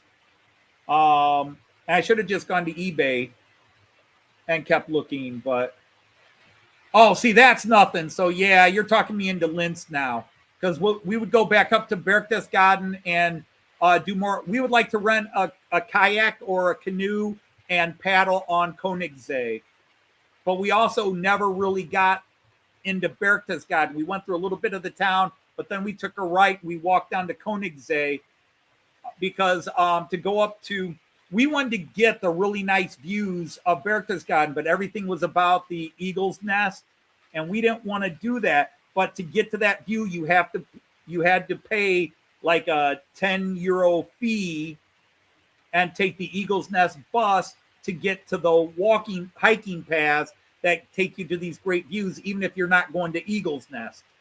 We thought that was a bit of a rip, so we went the other way. Roco factory tour, anyone? I'd do a Roco factory tour. At least the one in Austria. But wow, okay. Yeah, because I knew Linz was much faster than Salzburg, because Salzburg's like 3 hours.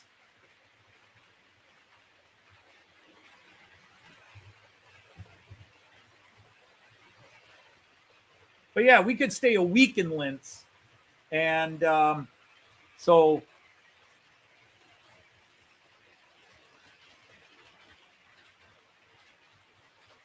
maybe what I'll do is Frankfurt,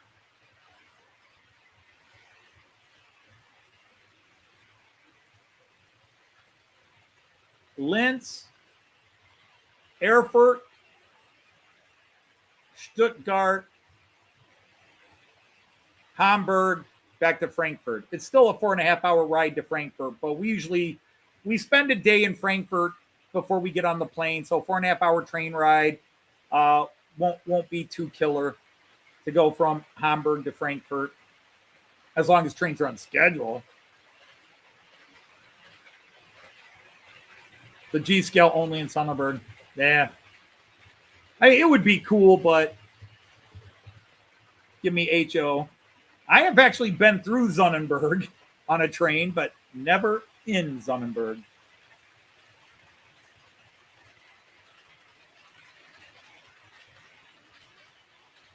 Well, Salzburg to Linz is about 2 hours, but Salzburg to Vienna was 3 hours. Just over 3 hours. That definitely is something we would like to do. It's just, there's no real reason we couldn't. It would be a week, and we'd just try to pick a city somewhere in the middle that we could go over to. We'd like to see Amsterdam. I mean, we've been in Schiphol Airport about 10 times. Well, not that many, but like 7 times. So Schiphol Airport would be going up to Amsterdam. There's a lot of beautiful cities. I don't know. And then Amsterdam, would there be a really cool high-speed train that goes Amsterdam to Frankfurt? Like, would there be a Thalys or, well, Eurostar now?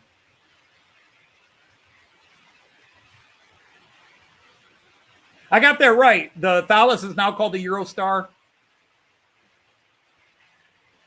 They've been rebranded.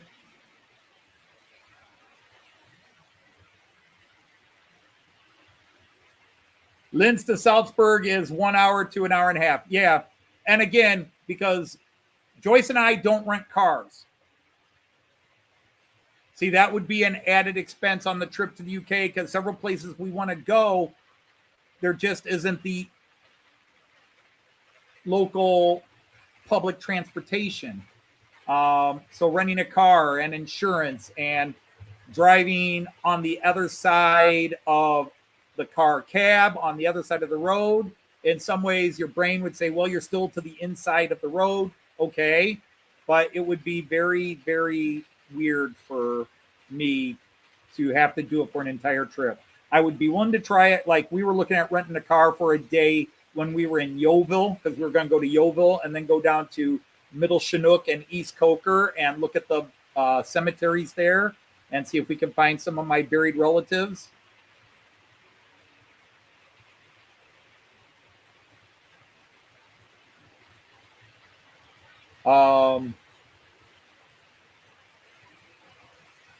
Yeah, Eddie, I would be less nervous renting a car in Germany than I would be in the UK. But Joyce and I mean, all right, we're weird. All right.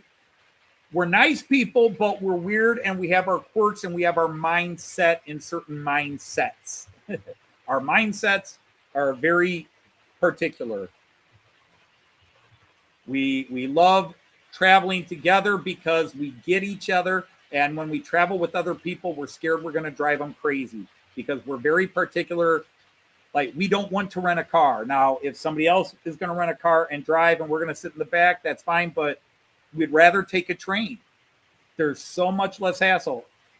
Even if it's a 45-minute or an hour train, like, oh, you can get here with a car, but the train's an hour and a half. You can get there 45 minutes with a car, but the train's an hour and a half. I'll take the hour and a half train because it's less stress than the 45 minutes in a car in a foreign country. You were getting tickets into December from my October Germany trip. Oh, yikes. Drove your own car to the UK.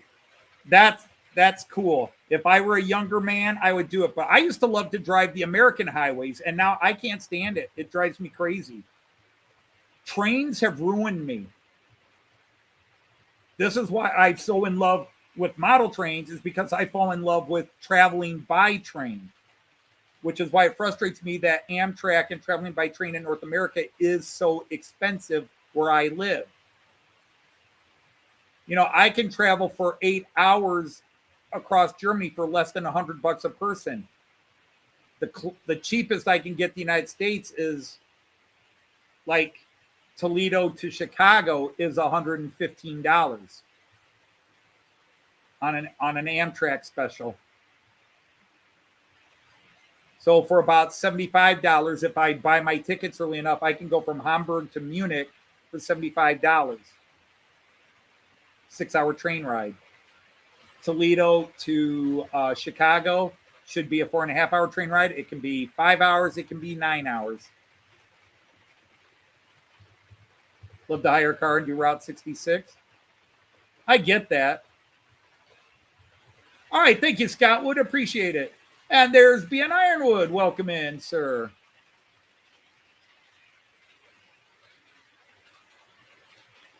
Yeah, trains are packed. Now, the other thing, Joyce and I, except on the local commuter trains, Joyce and I reserve seats so that we know when we get on our train, we've got seats.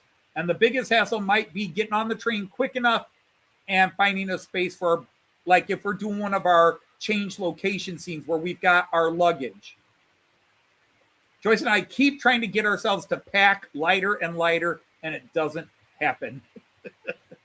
We have gone from big suitcases to middle-sized suitcases, but there's a part of us that just keeps, we should be able to do small suitcases, and we don't. We always pack more than we need. That's like our trip to Germany. We looked at the forecast. It was supposed to be cool the first couple of weeks, but it wound up getting warmer than we thought. And then we're in Copenhagen. In Copenhagen, we're walking around with Simon. Simon's in a t-shirt and shorts, and we're in our hoodies and jeans.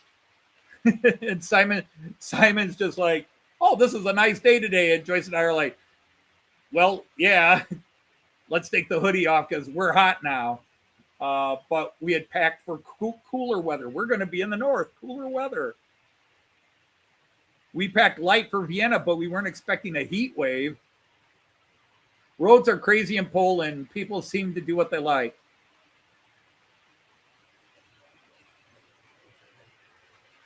Yeah, well, Henry Ford, GM had a lot to do with that. Eisenhower and the U.S. military had a lot to do with that as well. Can't even, as much as we love to blame Ford, being a Dodge, we hate Henry Ford. But it's even I can't blame him for all of that. Let's see how the guys are doing on the floor again. I've been yakking so long, but look at these guys. Oh, man. I'm not going to say anything. I'm just going to wait for an hour and 10 minutes and then say something.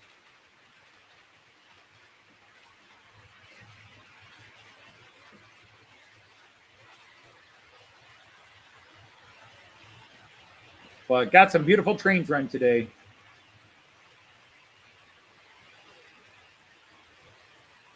No, I wasn't shocked because I knew they get warm. You're down, especially Vienna. You're in the mountains. You get that Mediterranean air coming up. I expected to be hot and humid. I just didn't expect it to be that hot in early June. I did not expect it to be that hot in early June. I really thought it was July and August where it got that hot. And I think they were saying it was the hottest week in June in many years in Vienna while we were there. Oh, hello, Bohemian H.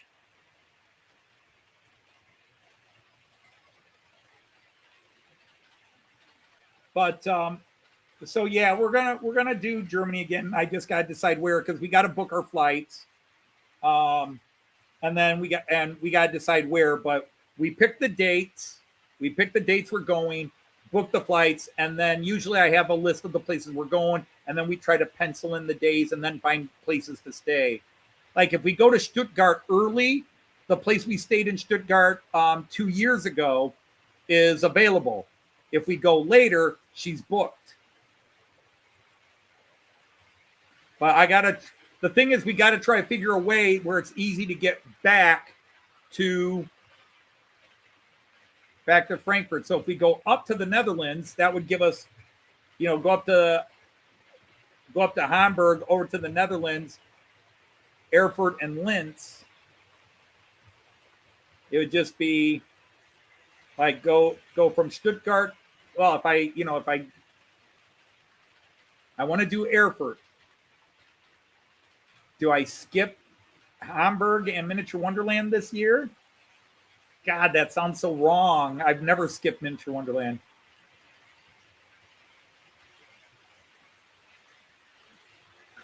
Well, that is an international cooperative story, Eric. A guy from Poland driving a propane-powered Dodge through Germany, which he bought in Canada, or from Canada.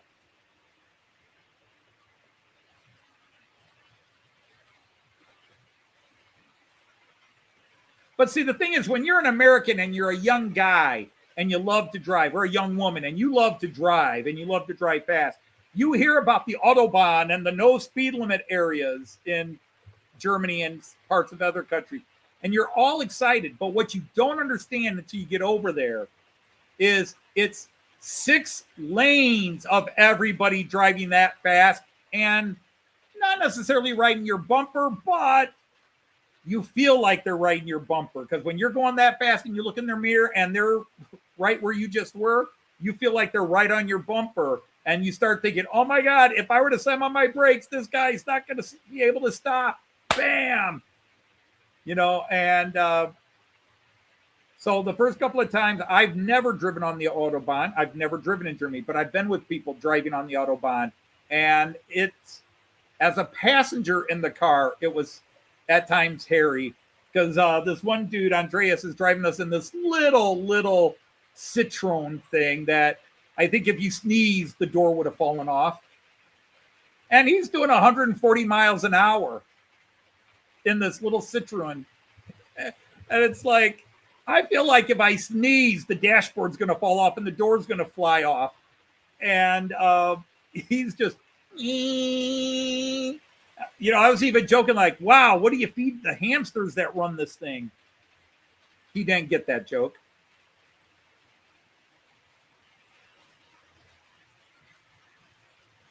Oh, already had to go there. The Europeans drive on the wrong side of the road. No, it's you people of the, even the Canadians, the lone sane people of the British colonies converted and came to the correct side.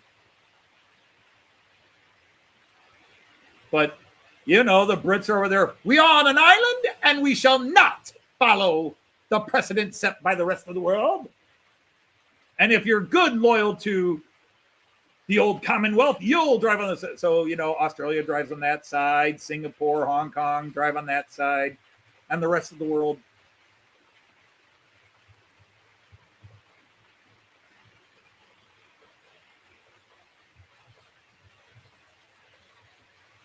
$200 kph, and you were passed by a motorcycle like we were standing still. Yeah. Yep. It gets hairy. That's true. Japan's over on the other side. I always forget that.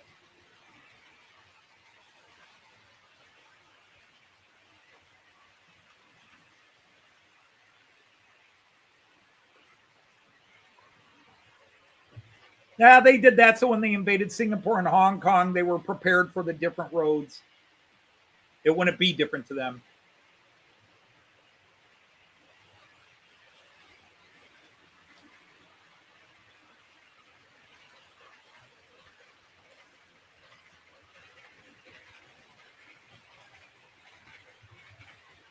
Used to have the left-hand drive VW bus. You preferred it to the right-hand drive.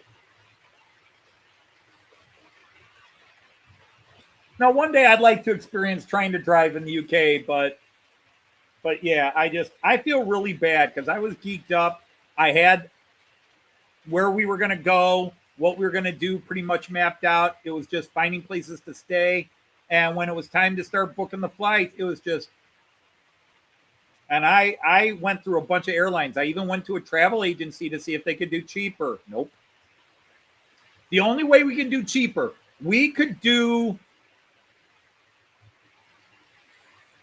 what was it? I think it was Lufthansa. We could do the cheap seats in Lufthansa for about $1,500 each for Joyce and me. That's a lot of money saved right there. But we would have to fly from here to Boston, Boston to Copenhagen, and then Copenhagen to Gatwick. And it would take a total of 22 hours of traveling.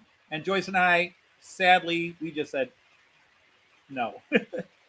I know it's only $1,500, but I don't want to be spending 22 hours on an airplane. The supposed 16 hours straight to Australia was more than enough.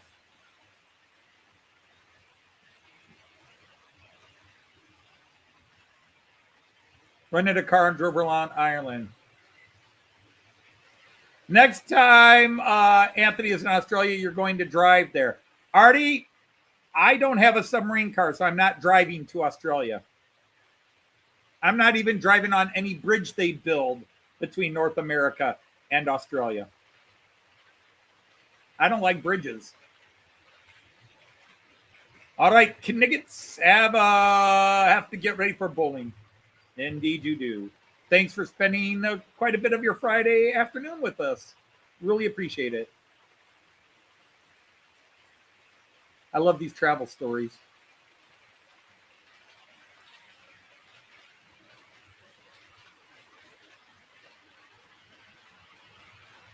Skoda.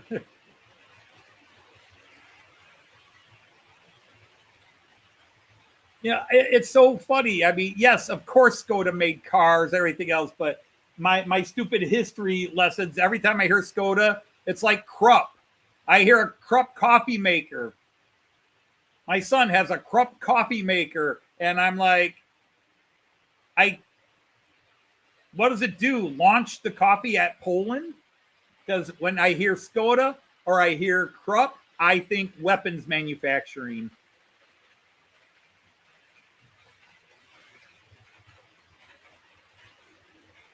No, I did cross it and I kept my eyes open. Joyce did not realize we were on it. It was so smooth and gentle. We rode it, that big helix. It's like it's a 2-level helix. Joyce was looking forward to seeing it, but she got lost reading something while we were on train, and I was just looking out the window and then said, "Oh, we're on that Rendsburg Helix bridge." And we are, and she looked out, because when you look at it on Google Earth, it's so clearly obvious, but when you're actually on the train, it was so fluid. You didn't really notice you were driving in a big, giant loop and going up or down.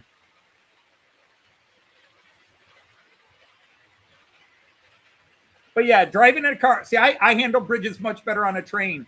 In a car, driving or a passenger, if it's a big bridge, I don't like them. And the weird thing is, I've driven over the American Mackinac Bridge a couple of times, but I eventually got to the point I couldn't drive over it. I would have to stop. I would drive all the way up to it, and then we would stop, switch. Joyce would drive over the bridge, and then we would stop on the other side and switch again.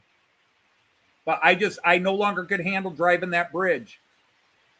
Because the thing is, as I've gotten older, my fear of heights has gotten worse. The panic attacks get worse. That's why I now take these pills, but I can't take the pills while I'm driving. Traveling by train, in an airplane, I take them and they do work. I have the thoughts, but I don't have the freak out. Where I'm white knuckling my chair and Joyce is telling me, breathe, and I have to do breathing exercises. I'm still having the thoughts, oh, turbulence. This plane is going to break apart. We're all going to fall to our deaths. Okay. Whereas I'd be like, oh, we're all going to die. And they, so these pills do work, but I can't drive a car on these pills. Hey, Clintonville, welcome in.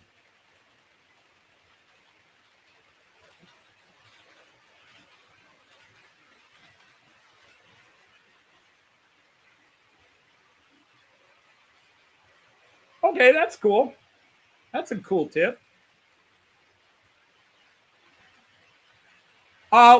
Sparky, we always go over the Ambassador Bridge, which I drive.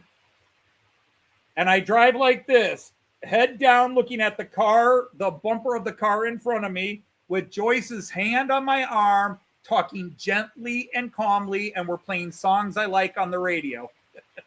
And then we always do the tunnel back.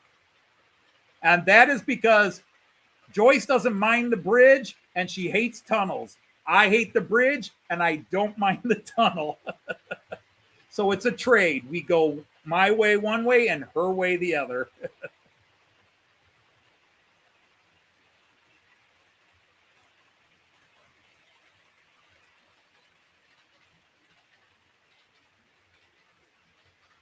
Yeah, I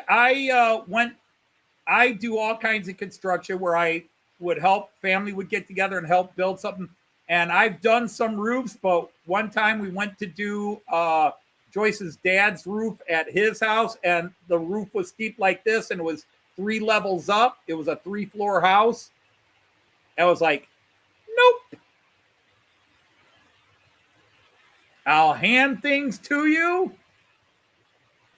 I'm not going up there. I took some grief about that, but nope. And of course, my one brother-in-law, he's standing up there going, What are you so scared of? There's nothing up here. You just put 1 foot here and 1 foot here and you're fine. And never in my life have I wished for a wind to blow, but I didn't want anybody getting hurt. I just want him to go, whoa, not where he was joking, but where he realized, oh, wait, yeah, it's not safe. And if you do fall, you go boom really hard. Get a boat. I can't afford a boat. Joyce would love to have a boat, but she's happy enough. We have kayaks. We wouldn't mind a boat, but we couldn't afford the storage and the upkeep and everything on a boat. At one time, we joked about maybe buying a boat before I got into model trains.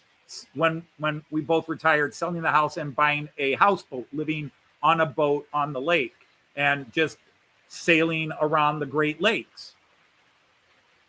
Obviously, you can't sail from Erie to Ontario. There's that little thing called Niagara Falls in the way. But I would be interested to try to have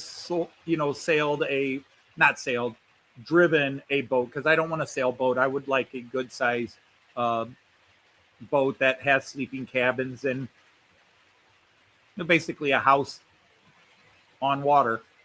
And but now there's no way I would live in a boat. We even loved watching all the narrow boats shows from the UK.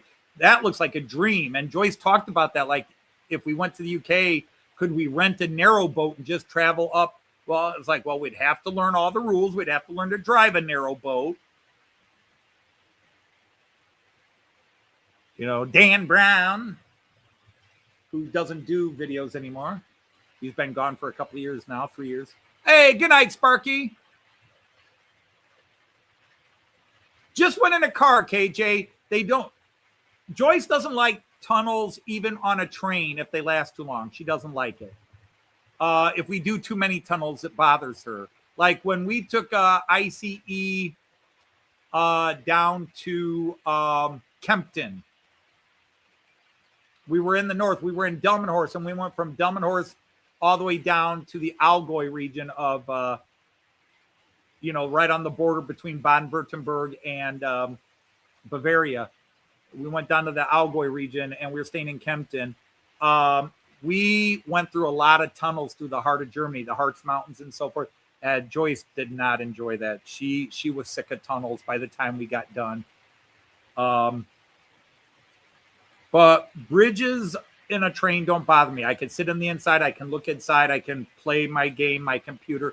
There's a lot of things I can do to distract myself. On a plane, I can distract myself, but there's a window right there and 37,000 feet down. That always is in my brain.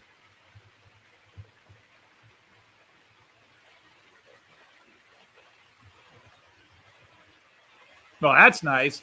Yeah, I would. Hey, Sir Brian of Finnerton Central. Lovely to have you. Living on a boat is fun.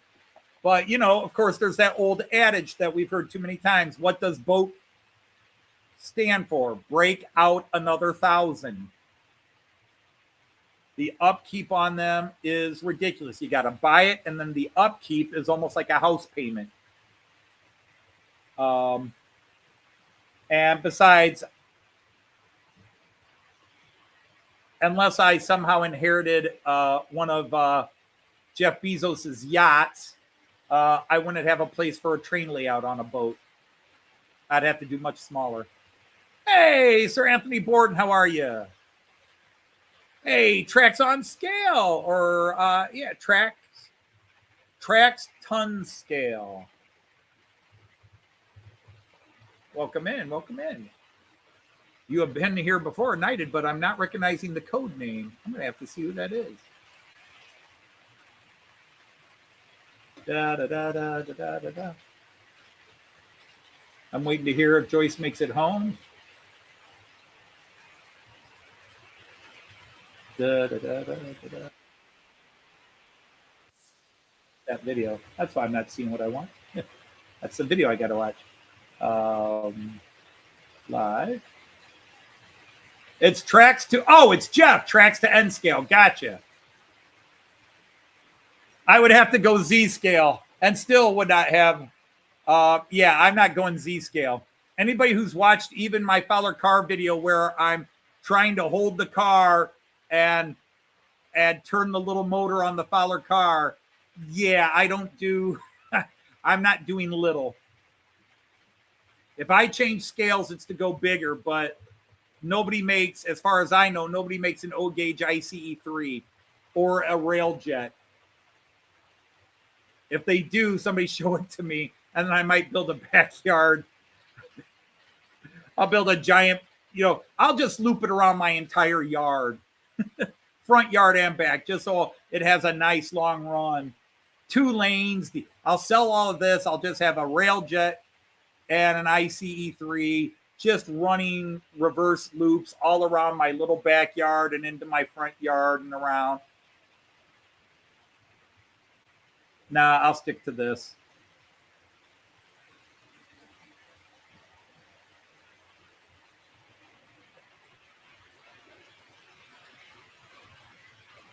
No, I don't. No, I don't. I don't use it. Sorry, Anthony, but no. YouTube is screwing with the name. Well, yeah, I mean, they have to squeeze all together. I should have read that as tracks to N scale. Sir Jeff, I apologize. Combine it all. Buy a barge. It would be harder. Could you imagine? Right now, middle of January, I'm out on Lake Erie. Do you know what Lake Erie's like in January? Well, we don't sink as many boats as Lake Superior, but we do sink some now and then. And I'm on my big barge with my layout, and I'm trying to do the live stream with the waves chopping like this, with frozen wind blowing.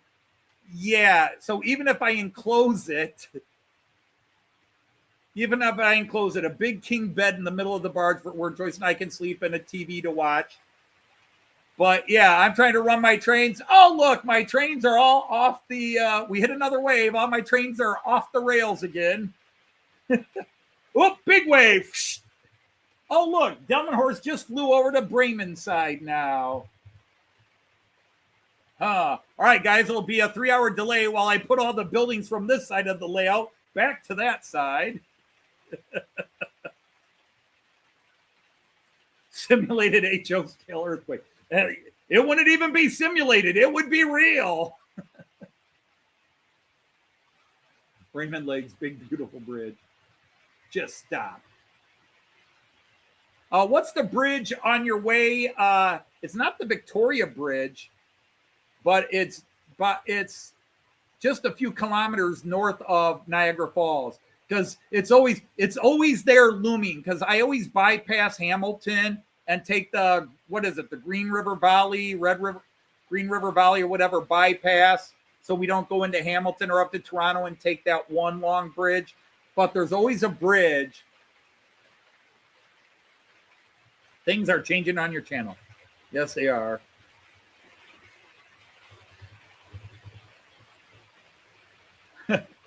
You move the boat next to the water plant. Hey, as long as the boat's not glowing, you're good. Next to the power plant, yeah. Hey, the boat's warm, but it's glowing with a bluish orange haze.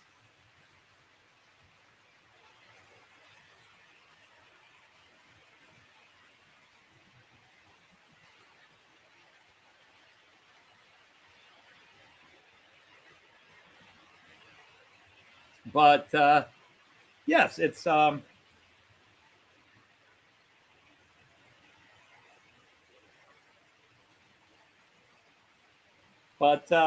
I'll just stay in my happy little basement here in Toledo.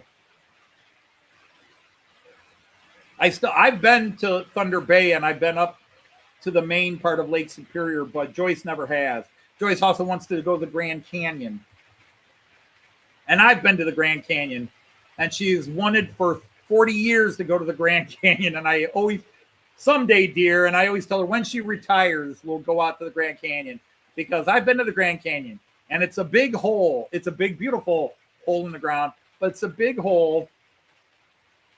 And the Colorado River is way down there. I'd rather be at the river looking up, but Joyce wants to see the Grand Canyon. I've also been to the big Crater National Monument in Arizona. Joyce wants to see all that Hoover Dam, and I'm like, I owe it to her to go.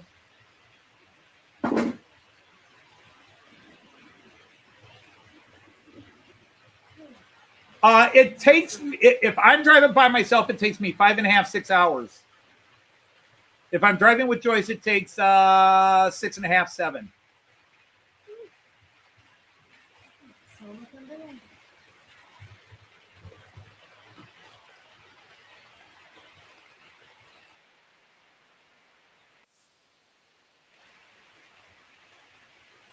Oh, the Mini Belt Liechtenstein. That's a G-scale YouTube, G-scale ICE3. Is that really a G-scale ICE3? Oh, wait, Joyce is here. I got to get her all hooked up. Sorry, I'm looking at another link that somebody shared to me. Yeah, I know you were here. You just weren't the most important thing in my life at the moment.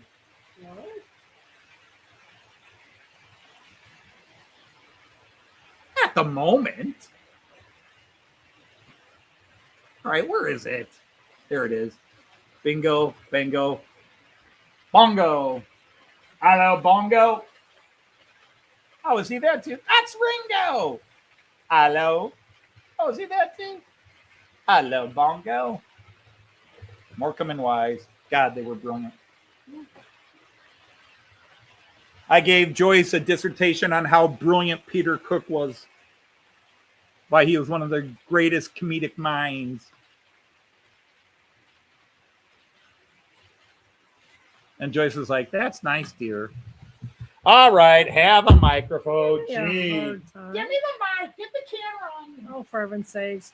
Well, hi, Aaron Bill. That was sweet. Hi, Tom. Hi there, Andy. Hey, Tracks on Scale. Hello, Randall. That's tracks Hi, to end Chris. scale. Yeah, That's tracks getting to better. end scale. Tracks That's Jeff. to end scale. I That's see Jeff. now. Okay. Yeah, I'm getting better. Not as fast as I like, but getting better. So, hi, Andy. Joyce never gets better. Hello. That's why she doesn't get better as fast as she would like, because she Hi, pushes Supper 707. Hi there, Finnerton. it. Oh my, Hi that's there, cool. Sean. Glad you're Joyce, here. Joyce, I'm changing scales. That's a G scale ICE3. Yeah. Oh, okay. This is all gone, and I'm just building a giant G scale in the yard. Okay. And we're running an ICE3, but we got to find a railjet. Although, is that? So, hi, Eric. Hi, Chuck Driver. Oh, that's cool. Hello. Oh, but it's a little Marcellus. shrunken. Sadly, it's a little getting too better. plastic. It's too plastic. Hello, looking. Carl. not cool It's enough. getting better. It's just, It's decal windows. you know, being on it all day when I teach. I've taught just 2 days this week because we had a snow day yesterday. So, anyway, just hi if I didn't say hi to anybody. No, Hello, she Karen. did, but she also knows I'm not serious. Yeah. Plus, I was looking at the train. It's kind of cheap plastic looking, so nah. Well, it's a garden scale, so. Hello, Yeah. Josh Cannon. So, anyway, yeah, So you survived. it's a weird week. I So now you have a survived. 3-day weekend. Yeah, possibly 4. Yeah, that's right. You are still expecting Mm-hmm. to have a day off Tuesday. Well, it's going to be -2 in the morning, according to the predictions, with a wind chill high. So what is the wind chill going to be? So we're doing -20, -25 Where? -20 to -25? Tuesday morning. -2 regular temperature, and then Yes, wind chill right. minus. Yeah, Mhm. you'll be off if that comes to fruition. Yeah, well, it's pretty And likely. they've been wrong before. Oh, they I have can't trust been. It Weathermen could be, anymore. but You're sidetracked with RC planes now. Okay. yeah, okay. Whatever floats your boat. Or flies your plane. Or flies your plane. It's or funny you say float runs your boat. We were just talking runs your about train. boats before you came in, getting a boat, and Mhm. somebody suggested we could just live on a barge. And I've had, one of the reasons we decided when we were younger, we joked Yeah. about when we retired, we'd buy a boat, just live on the Yeah, I boat. told you I'd but be car that was sick before all the time. trains. Yeah, That was before trades. yeah. Not moving anywhere. This layout can't move.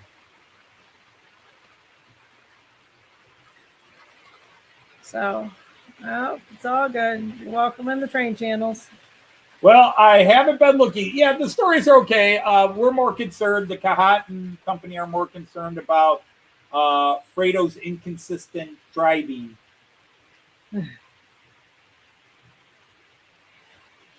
You win one, you don't finish 13, 26. We expect and demand consistency. Right.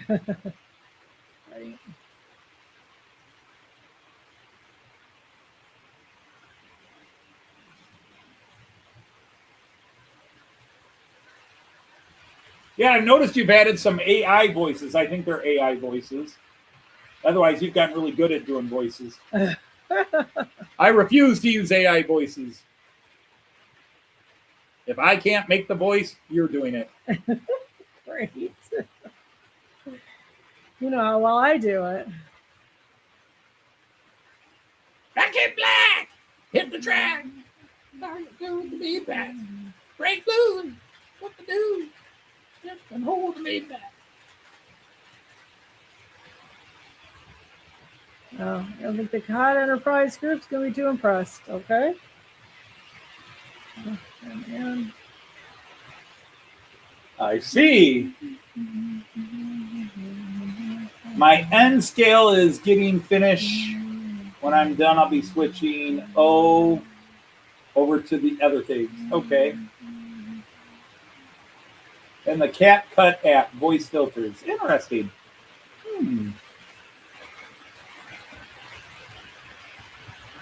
Maybe I should try a CapCut voice filter and for a couple of the parody songs you won't sing and I can't sing.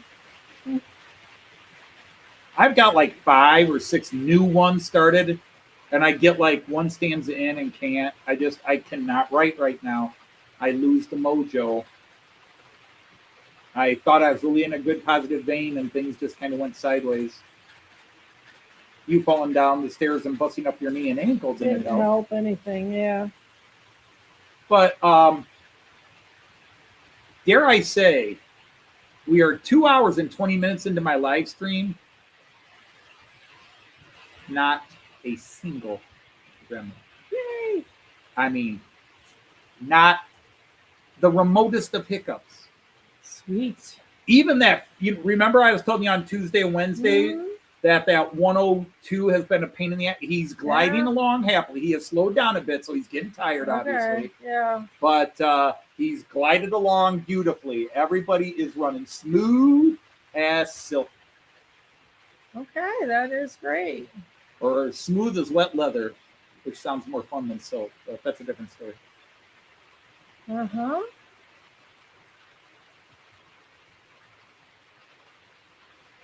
The voice filters in the CapCut app. CapCut app.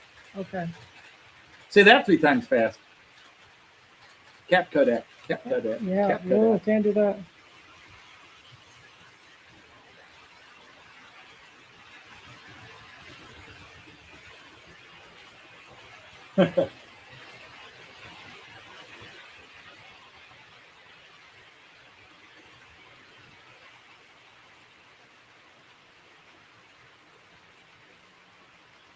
Yeah, you realize,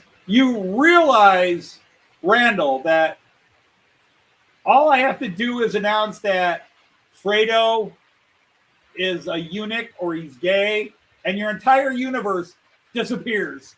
Like, all your videos would just disappear off the internet, all your intros. All I have to do is write that in one story, and all your stuff will just magically disappear. It's like going back in time and accidentally killing your own father. You would disappear too. You're out of existence.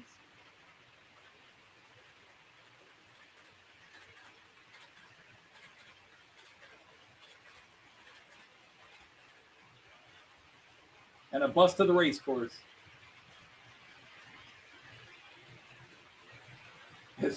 Well, you wouldn't be screwed, but your little creations would be screwed because they would just disappear. They would out of existence. What happened? Oh no, Anthony did it. He's wiped them all out. Well, actually, only Fredo Baggino IV would disappear if I did that with Fredo. Because Matt will obviously are capable of spawning. Yeah. Matt and Lil. Yeah. Yeah, they got the two twins. They got the twins. Who have yeah. been in the UK now for 2 months, although we haven't 3 months, Who's but we anybody haven't checked along? in on them in Yeah. 6-8 weeks. That's right. And we haven't seen them yet. It's amazing how they and little, well, no, they all appeared briefly on the boat. Mm-hmm. We keep referencing them to let you know the kids are there. Mm-hmm.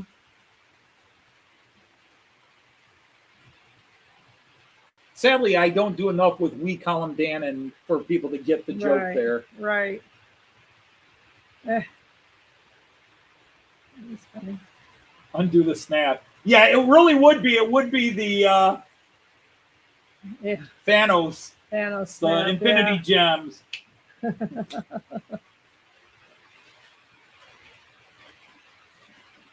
That's right. I just have the ferry Hi, they're going to Raymond. be on. The ferry they're going to be on from the UK to France sinks. It not only ends the Matt Clark universe, it ends your universe. Blink, and all of a sudden they all just to dust. Don't do that. No, I couldn't do that. Are you kidding? There are But characters. To this day, there's a part of me that regrets killing Five Finger Bill. I know.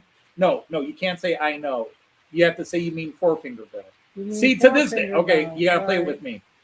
And then you got to play it all the way through and remember your lines. Okay, sorry. All right. To this day, I regret having killed Five Finger Bill. Four-Finger Bill, you mean? Well, technically, it was Three Finger Bill when he died. Sing at your grave, you bastard, or whatever for the shit. Yeah. A woman, and not even the gunslinger, but the singer. God, I hated this series. The writer sucks. I'll sing at your grave.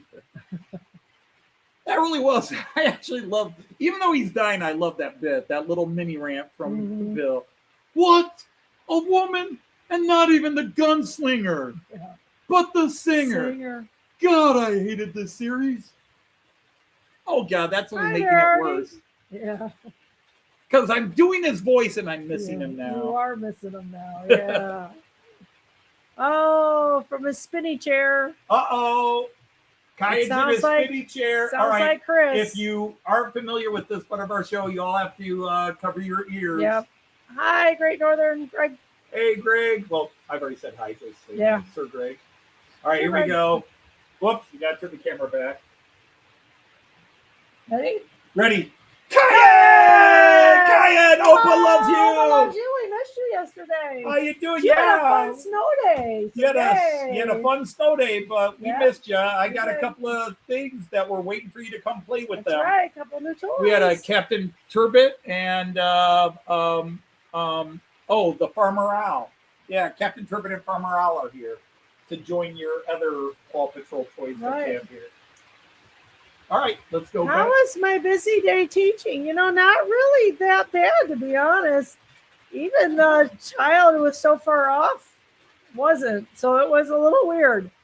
That sounds like a great average for your 5 games. 172. I would like to be able to average 172 Yeah, that's now, pretty good. which 30 years ago I would have been angry if I averaged 172. Now I'd be thrilled if I could average for sure. 172. What do you Hi, think Tom of Houston. what do you think of the little hopper train there with all the different type of bins? Okay. Yeah, it's neat. It's cool. I can run a hopper train. It's a short one, but I can run one. I still like a few more, but the 2 I bought. All right, so here's the deal. We have decided we're going to Germany. Mm-hmm. I've been talked into we should go over to Linz. Linz? Yeah, that's on the other side of the mountains from Salzburg. Okay. We can still, it's only an hour, 20-minute Mhm. train shot down to Vienna, Okay. but we can still go to Berchtesgaden and see Yeah. the stuff we didn't see. That's true. Yeah. And we could go to Königssee and go past and around the area we didn't go Okay. and run a boat on it. Okay. So it's Erfurt, Linz, and then I'm kind of stuck on Stuttgart. Right. And then Evo said, Mhm. I talked about finding a place up north. He said, why don't you go to Netherlands. Oh. Find a town in the Netherlands. We could go to Amsterdam. Mm-hmm. And what was the town? There's a genre we're up there. Well, the thing is, I want to go to Netherlands, yeah. Miniature Wonderland, Netherlands, right? Not Denmark. Not Denmark, yeah. But I mean, if John wants to try to meet us at Miniature Wonderland, he could. Yeah, you could meet us at Mehano again. But I'm trying to think of the little town, Groningen. We went to Groningen, 2005, right. I think it was. Yeah. We went to Groningen for the day. We could maybe stay in that area. Then it's not that far to Amsterdam and. Okay. Well, why not? So Stuttgart. So that sounds like Stuttgart's out. So it'd be Erfurt, which I really want to do. Erfurt, Linz. No, Erfurt, Linz.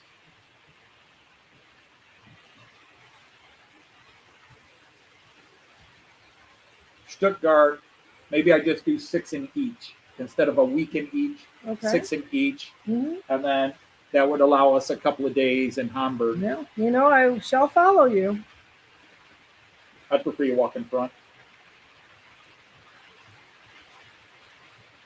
Wherever you go. What? Wherever you go, I will follow you. If you want me to lead, I'll lead. But you tell me where we're going because I'm happy to go different places.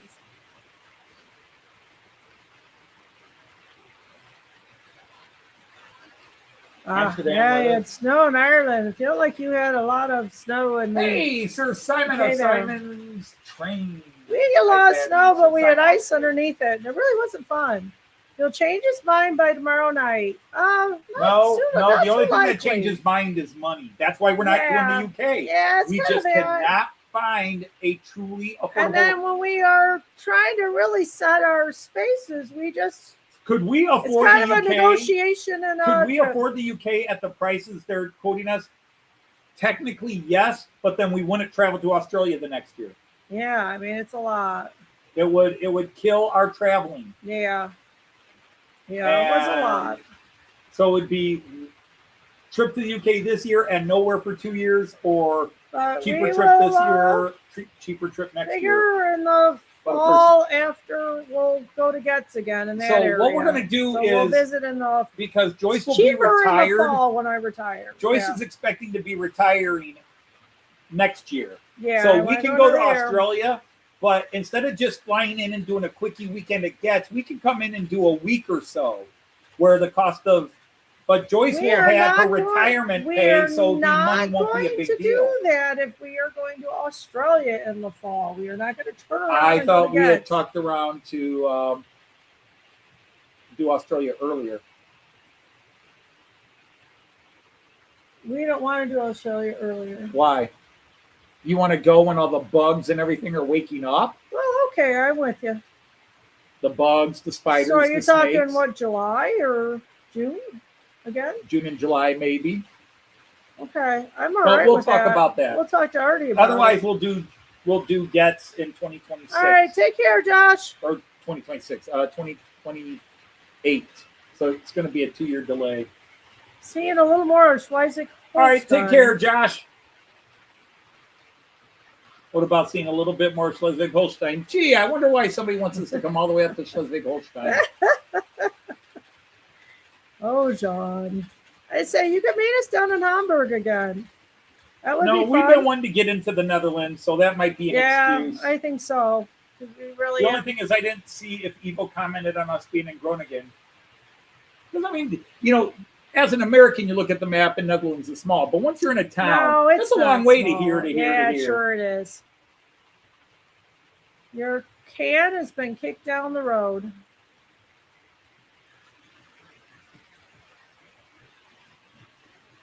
So anyway, yeah, we'll... well, Josh, you got some cool running with your trains. As much as we really wanted to go, it's just, in the summer, it's just so expensive. I'm an old man, and all my kids moved out, and I took the basement. Someday, hopefully, you'll be able to take a big space away from people, and you can build a bigger layout. We build to, if you're into trains, you always want more space. Take care, Karen. But you build to what you can. Oh, you're trying to get up to Ireland and Northern Ireland, the prices are stopping prices you. are stopping you. Oh, that's awful. I wanted to get over there and see if we could find a way, even if by a cheap junket plane, and fly over and visit Mark Donegal Dad. Yeah. Because he, I don't want to speak for him, but I think he, somewhere along the line, said they could find us a place. Yeah. I would love to go see the Donegal Museum. I've been a proud supporter of it for years. Yeah, we go in June and July, then we could go in early October and go to Guts the same year. Yeah. Yeah. And spend, a week to 10 days. I mean, maybe the flights should be cheaper. Right. Because it's not the high tourist time. So we're really making you wait a year and a half. And if anybody wants to give us a room, no. If we, and really, we could maybe go over to that area. If anybody wants to give us a house without anybody else in it. If you wanted, we could maybe make our way over where you were talking about doing a meet and greet for the people who can't go. Yeah, the Severn Valley. Yeah. Because it would be pretty over there, it sounds like. So that could be just all we do is those two places. Yeah. Well, we could stay in that area because a lot of the historical things are in that area. Yeah. I mean, we could stay York's still a ways away. It's like 2-3 hours away from that, but stay in the Birmingham area. Okay. You've got all kinds of little towns in that area that would be cool to find you see. in the long grass. Well, talking about the valley. Find you in the long. Well, yeah, in your case. Nothing bad by that, Andy.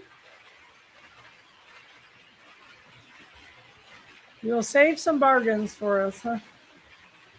Because there are some trains I was looking forward to finding, coaches. I still got to get 2 more of those Scott Rail coaches. I keep waiting to see if somebody really marks them down like, they were 90, they're now 25. Mine. Yeah, I think so too. I think when I retire, we're not going to maybe go right in the summer. We'll probably travel in either spring or fall. We also want to travel when the seasons are nice enough to travel. Although we do have a trip to Germany planned or Europe planned where we want to hit Christmas markets. Yeah, that is on my list. Although not the same year we do Australia. Not the same year we do Australia. We'll do maybe a spring visit somewhere and then do the Christmas markets in the early December. Especially since we're going to be in the northern part of Australia, northeastern part, it's warmer up there June, July than it was in Wollongong. But we're talking about starting there and then working our way back down. But that's why that area is called Wollongong. Yeah. Well, it's beautiful. They always tell you, it's native speak for where the mountain meets the ocean. Yeah, but we all know Wollongong means furry testicles. Very hairy testicles because it's so cold there in the winter. Or the spring, or whatever season. They get hot. It gets hot in the summer. Very hot. We don't want to travel in the summer. Hot. Don't want to travel then. Nope. Not coming over for Christmas in the UK. Nope. I think the other half of the hemisphere needs to just reverse their calendar so that the summer solstice is the winter solstice. Yeah, I hear you. Down there. And so it's December 21st. Christmas and July 25th. It's June 22nd up here. It's December 21st down there. Mm-hmm. Yeah. It'd make more sense to us. And by the way, I didn't say hi, Lindy. Hope you're okay. Yeah, and Chris. And Chris. Yeah, that felt like it was Chris. Love you guys too.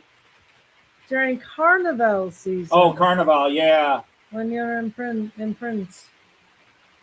Okay. If you're Prince. Oh, okay. But yeah, we want to do the Christmas markets. Yeah, I want to see. And then we have to decide because we've heard Nuremberg's really, every city's really cool. But like a couple that, like, if you're going to see a Christmas market, you got to see it in this town, and then find a couple of the local ones. I really think just try to look up where the tourists go and just do our own tour with them. Well, there's that, but obviously they're highlighting. Where do the tourists go? There, then we're here. Technically, they highlight, I would assume, some of the bigger ones.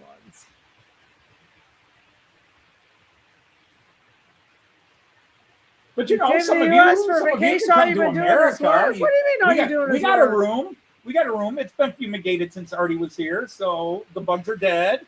Sheets have been changed, repainted. Yeah. Bloodstain's You can make gone. your way to Toledo. Of course, we understand why you wouldn't want to come here right now, but it's okay. We'll either take you to a hockey game or a baseball game. Just depends on when the you come. season. Yep. We still got to go to another hockey game because that was fun. Yeah, I forgot how much fun it kids. was to go to a hockey game. Yeah. Got to buy a new boiler for the home now. Yikes. Oh, no. That's going to ruin That throws trips. everything up. Well, hello, Steve Miller. That's in October. Hi, Steve Miller's Green. Well, welcome. You're thinking of going to Doncaster. Well, we need to meet you. This is your first time hosting chat in here, unless you come in by a different As you should be working. Well, that's all right. We have several people put us in the background while they're working. I put the wrong way table.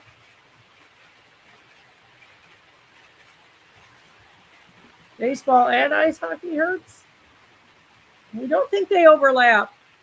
Well, hockey's an easy Very game much. to understand.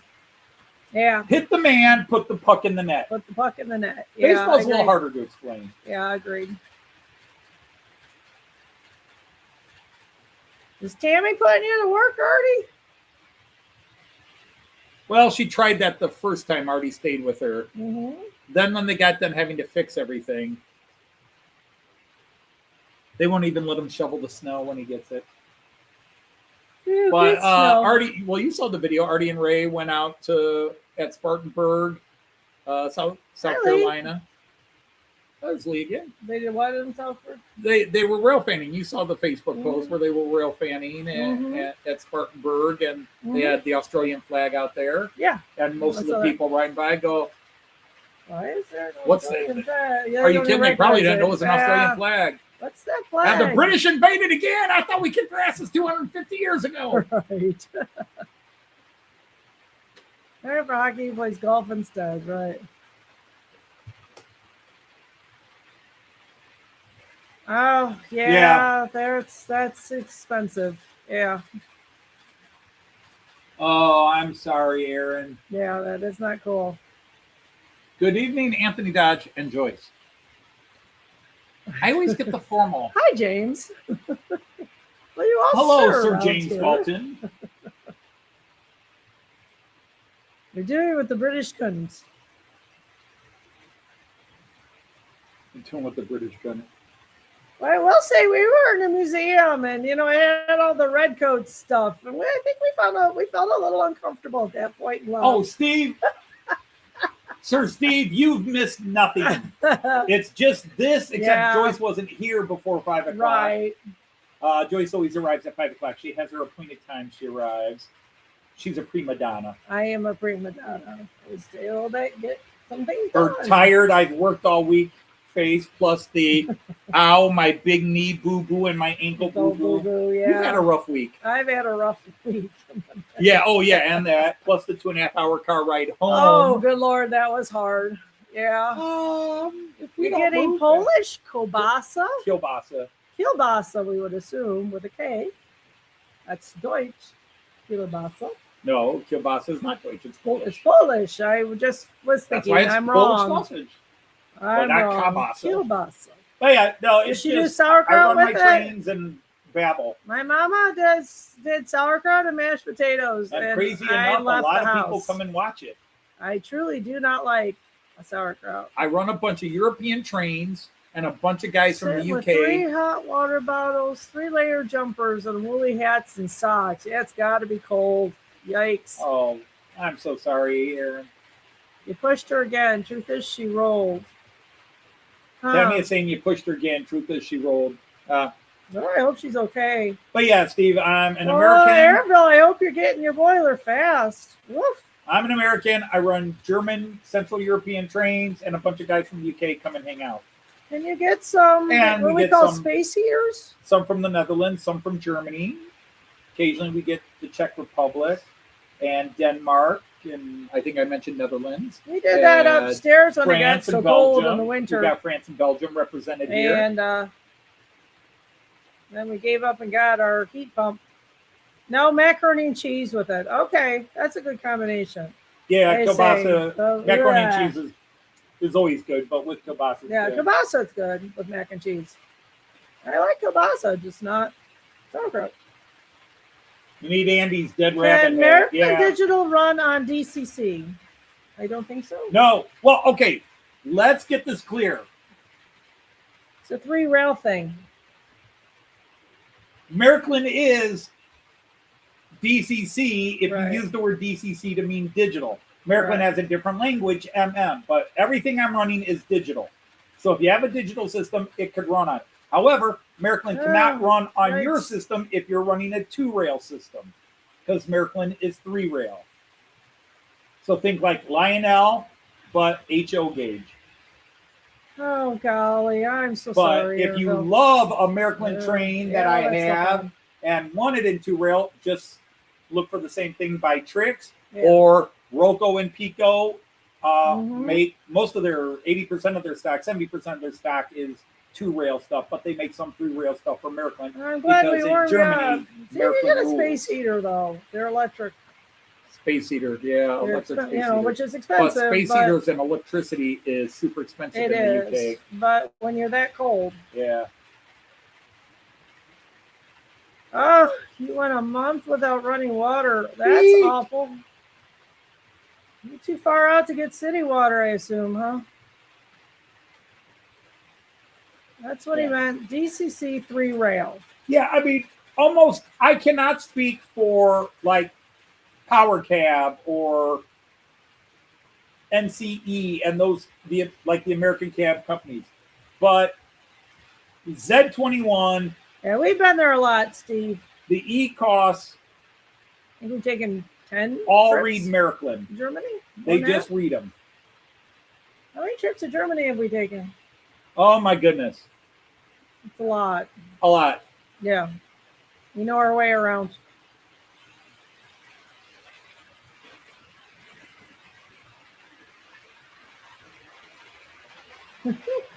God, stay here. That's 15. Okay, see, I was off. He counts the years. 18. I forget. So we've been there 18 times. 18 trips to Germany. So yeah, we kind of know our way around. And yeah, we do love visiting Deutschland. I speak German outside of my English. City water would make your late grandmother sick? Really? Huh. Yeah, we drink city water. We survive. Yeah, all the time. Yeah. And you drink it. I used to bottle work at school just because the water there failed me too many times. So we've been to Germany 18 times. All because I ran an exchange program. We lived in the city most of of it was Delmenhorst. with students. Yeah, 2003 to 2016 was with students. Mm-hmm. And then 17, 19, Teenagers. 23, and 25 have been just the two of us. Right. So that's where we really started. But we did a lot of exploring with our We did students. some exploring with the lot students, of for exploring sure. with the We did. We've just gone a lot farther, just the two of us. We've been to a lot more places. Mm-hmm. And it's so much easier to travel. I don't need to explain that. Yeah, no, a year later, Liz had to stop at the store, and I said, that's fine. Well, did she pick you up, drop you off? Or No. did you go with her to the store? No, she went to the store and then picked me up. Oh, okay. Yeah. Well, you seem to get down here a little bit after 5 anyhow. Yeah, it wasn't, so too bad. late. No, it wasn't too So, bad. yep, that's fine. I don't worry. I brought stuff home. I just whoops, Gotta make sure I hit the right one. with the finger. And I still hit the finger. Yeah. All right, show me a part of your body that doesn't hurt right now. You can hit that without my finger there. Yep. Without your, well, then don't put the hurt. I know. I moved all right, it. look. Right hand hurt. Right knee hurt. Keep them together. Safety zone. No, I've got my right hand hurt, so I'm going to put it on the knee. That's okay to touch. Okay. Stationed Stationed there in the armed forces. Where were you stationed, Steve? If you are UK, if you are the UK. It's okay if you're not. You can be American. No, I said if you were UK. I know. Yeah. Because there was a big base outside of Delmenhorst Remember when we first started going to Delmenhorst, they had just closed it. Right. Light blue articulated coronation LMER coaches with West writing on the sides. I don't know, James. They just throw them in. I Yeah. do not put ads, but YouTube puts them We on. don't have them here, but on my phone I'll get ads too.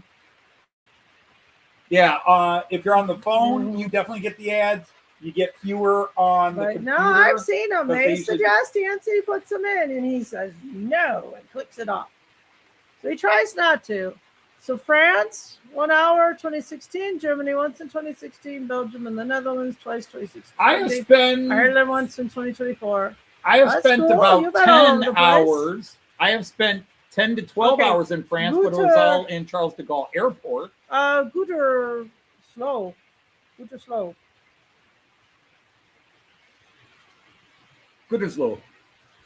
That's where he was stationed. Okay. Well, is Hey, Sir Fixlot, welcome in. Okay. Oh, well, that's all right. Oh, It's that's okay to all be right, quiet. Sir Fix a I lot. certainly am quiet. Are not Nice quiet. you're here. We It'd be appreciate really y'all weird if I being just here. sat here quietly running my trains. Yeah, though I think it's been done. Doctor, telling the news. I got a bad case of loving you. No pill's gonna cure my ill. Was it hard to get brushes for the Hornby HSTs?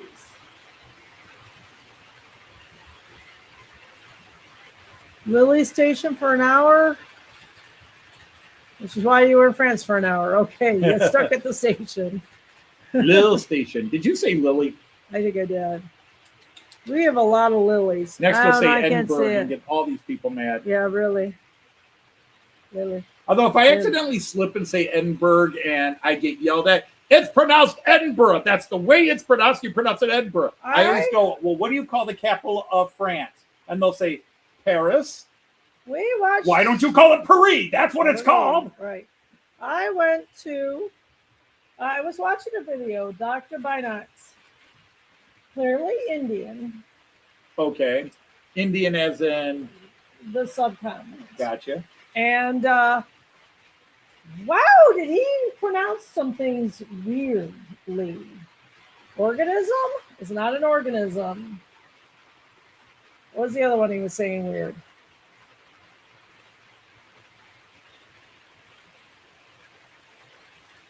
I don't know. You're the one there. I know.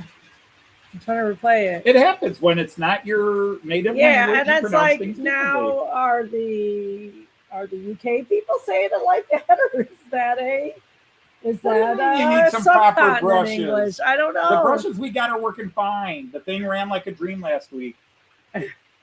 Good Märklin brushes. None of that Hornby stuff. Good German. Yeah, they were. See? British. Worthless, you know? Yeah. If I had a Luga. So you do say orgasm. No. He's saying orgasm just to be. Orgasm, just to be weird. Yeah, it was there, and then what That's was a the word you other don't one? say. You just experience.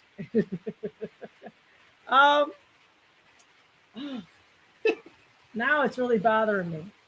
Oh, Matt, did we just? Yes, Diesel Dan. I will have to we watch just the video derailed our again. Train of thought. Try and get it on my phone. What? Kirby, spelled Kirkby, pronounced Kirby. Okay. You skip that second K, huh? It's the silent. second K. Oh, yeah. Well, we've been there. Have we? Yeah, we went through Kirby on the way to Liverpool. It's the Merseyside, honey. Yeah. We were there on the Yeah, Merseyside. okay. It was good, Bob. Hinderton, he has the dead hat. Yeah, Jane, you don't watch Andy's No. live stream. Morning, It's been cold, so yeah, it's morning. You're sleeping. It's your one day to sleep in. It is you're my thinking day of to bed. sleep in. Yeah. He's been wearing an Elmer Fudd hunter's hat, Gotcha. Okay. which they call the dead rabbit hat. Gotcha. I think it might be a little cold in the shed there. He's gonna have to get out there an hour earlier and turn the heat on a little bit earlier.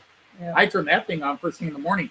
Even still, with it running most of the day, I go Yeah. under that side of the table because you've got the breathe right over there, so it's sucking the air. Yeah. All the cold air goes right down through this tunnel I here. completely That is believe 10, that. 15 degrees colder than the rest of the room on the floor over It's a there. Porsche, huh? Yeah, it's Porsche. Cassie. I would pronounce that Porsche. Castasi, and it's Cassie. Pronounced Well, Cassie. we really try to ask people. Well, that's that. The problem is that is the heavy French influence in the British version of the English language. That's why our guys got rid of that French influence, and you say we talk differently than you. We just got rid of all that crappy French. You know, the French have a word that's 20 letters long, and you pronounce 3.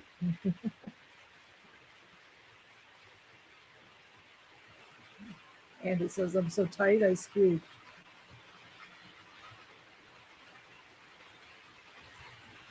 We haven't had our dinner conversation. Are we ordering pizza tonight?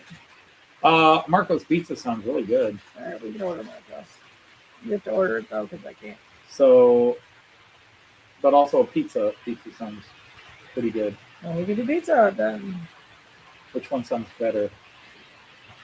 Oh, I might be leaning Marco's.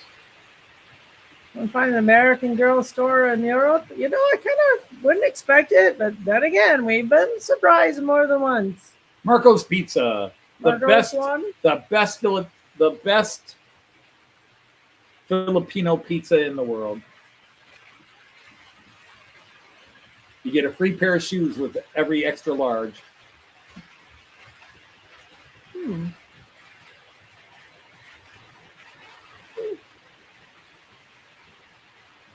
You doubt you would find an American Girl store in Europe. Give it away, and then I don't know if you tax could on find it. an American Girl store in the United States. Where would you find an American Girl store? Hi, I'm interested in buying an American Girl. No, it's a chain, American Girl. I know it was. There was a Build-A-Bear in. Yeah, you'd Mall. be surprised. We've run into a couple of odd American chain stores. We have run in some more like, Germany. oh, it's over here. How did that happen?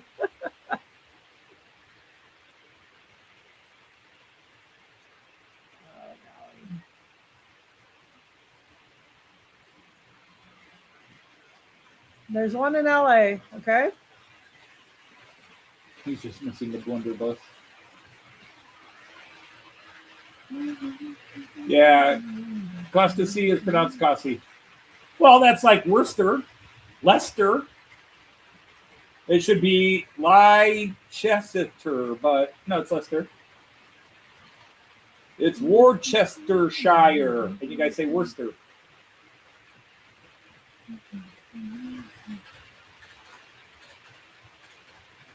It's Lincolnshire, and you guys say Lincolnshire. Yep. Now, they don't really try to guess too much. Yeah, we just wait for a local. Wait for somebody to say where we are. Yeah. Okay, gotcha. Hey, where's this train going? Little guy.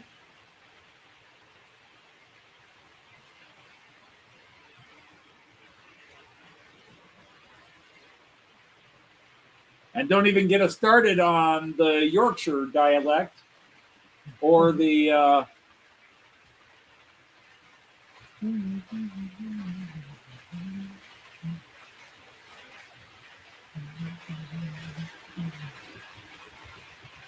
yeah, Artie, because those aren't Thai girls. That should have been your first clue when they asked you to bend over. Yeah, nowhere near as tired as normal, pardon the yawn. Just because I had my knee up in the air for 2 days, worked for one, had a snow day, put my knee back up in the air. Oh, that's just crazy, Randall. That's super crazy.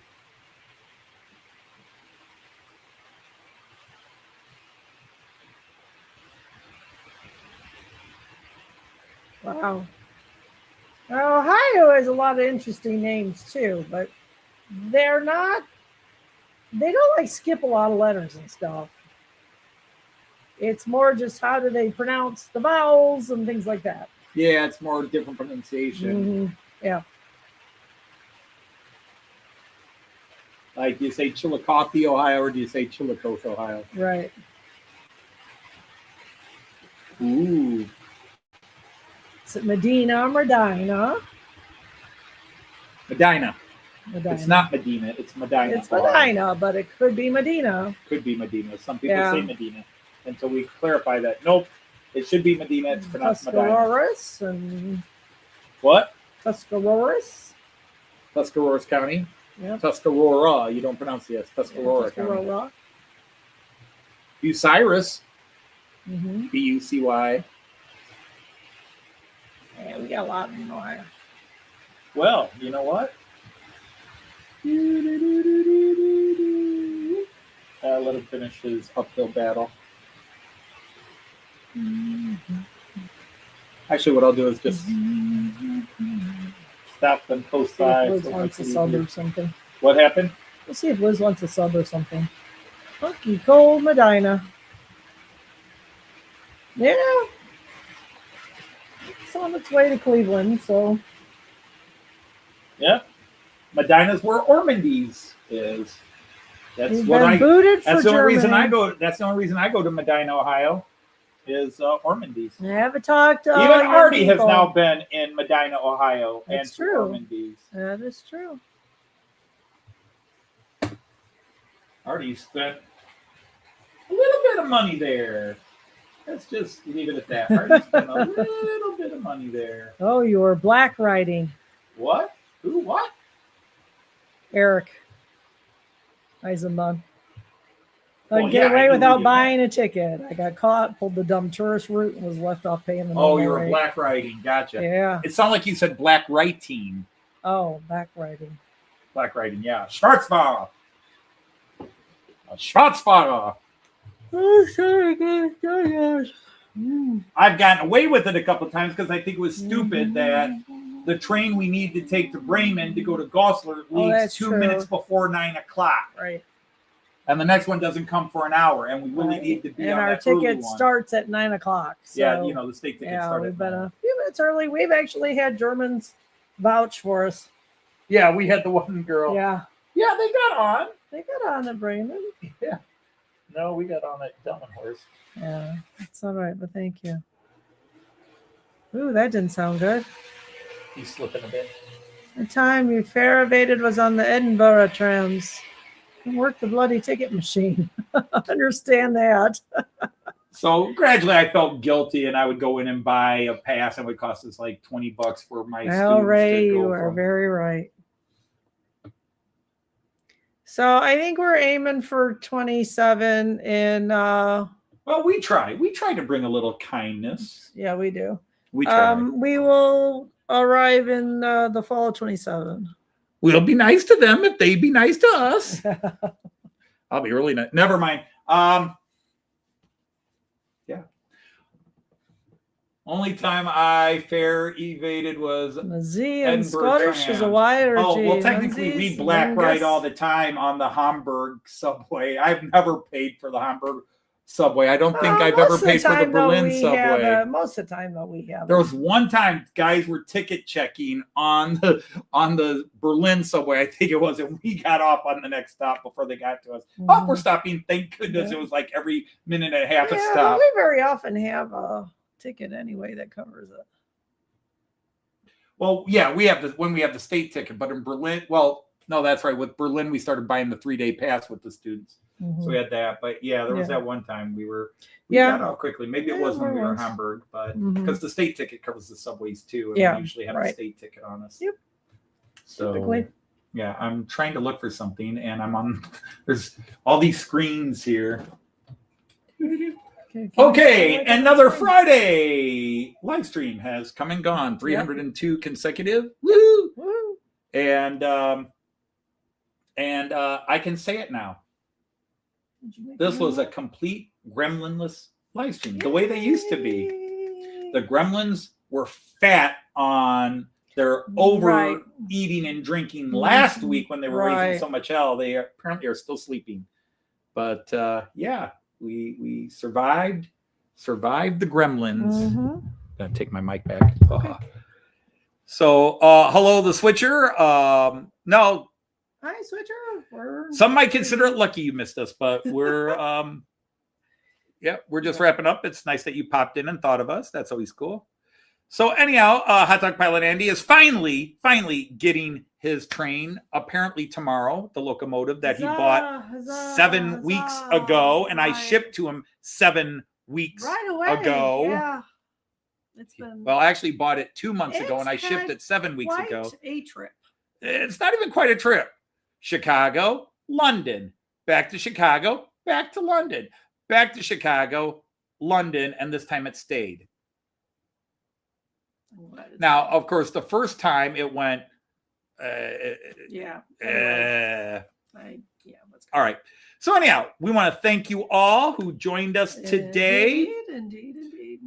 We always appreciate you. People are the reason I still come here. Right. Every Friday. Always helps put a smile on the day, and even Joyce has Joyce has had a smile today. Yep.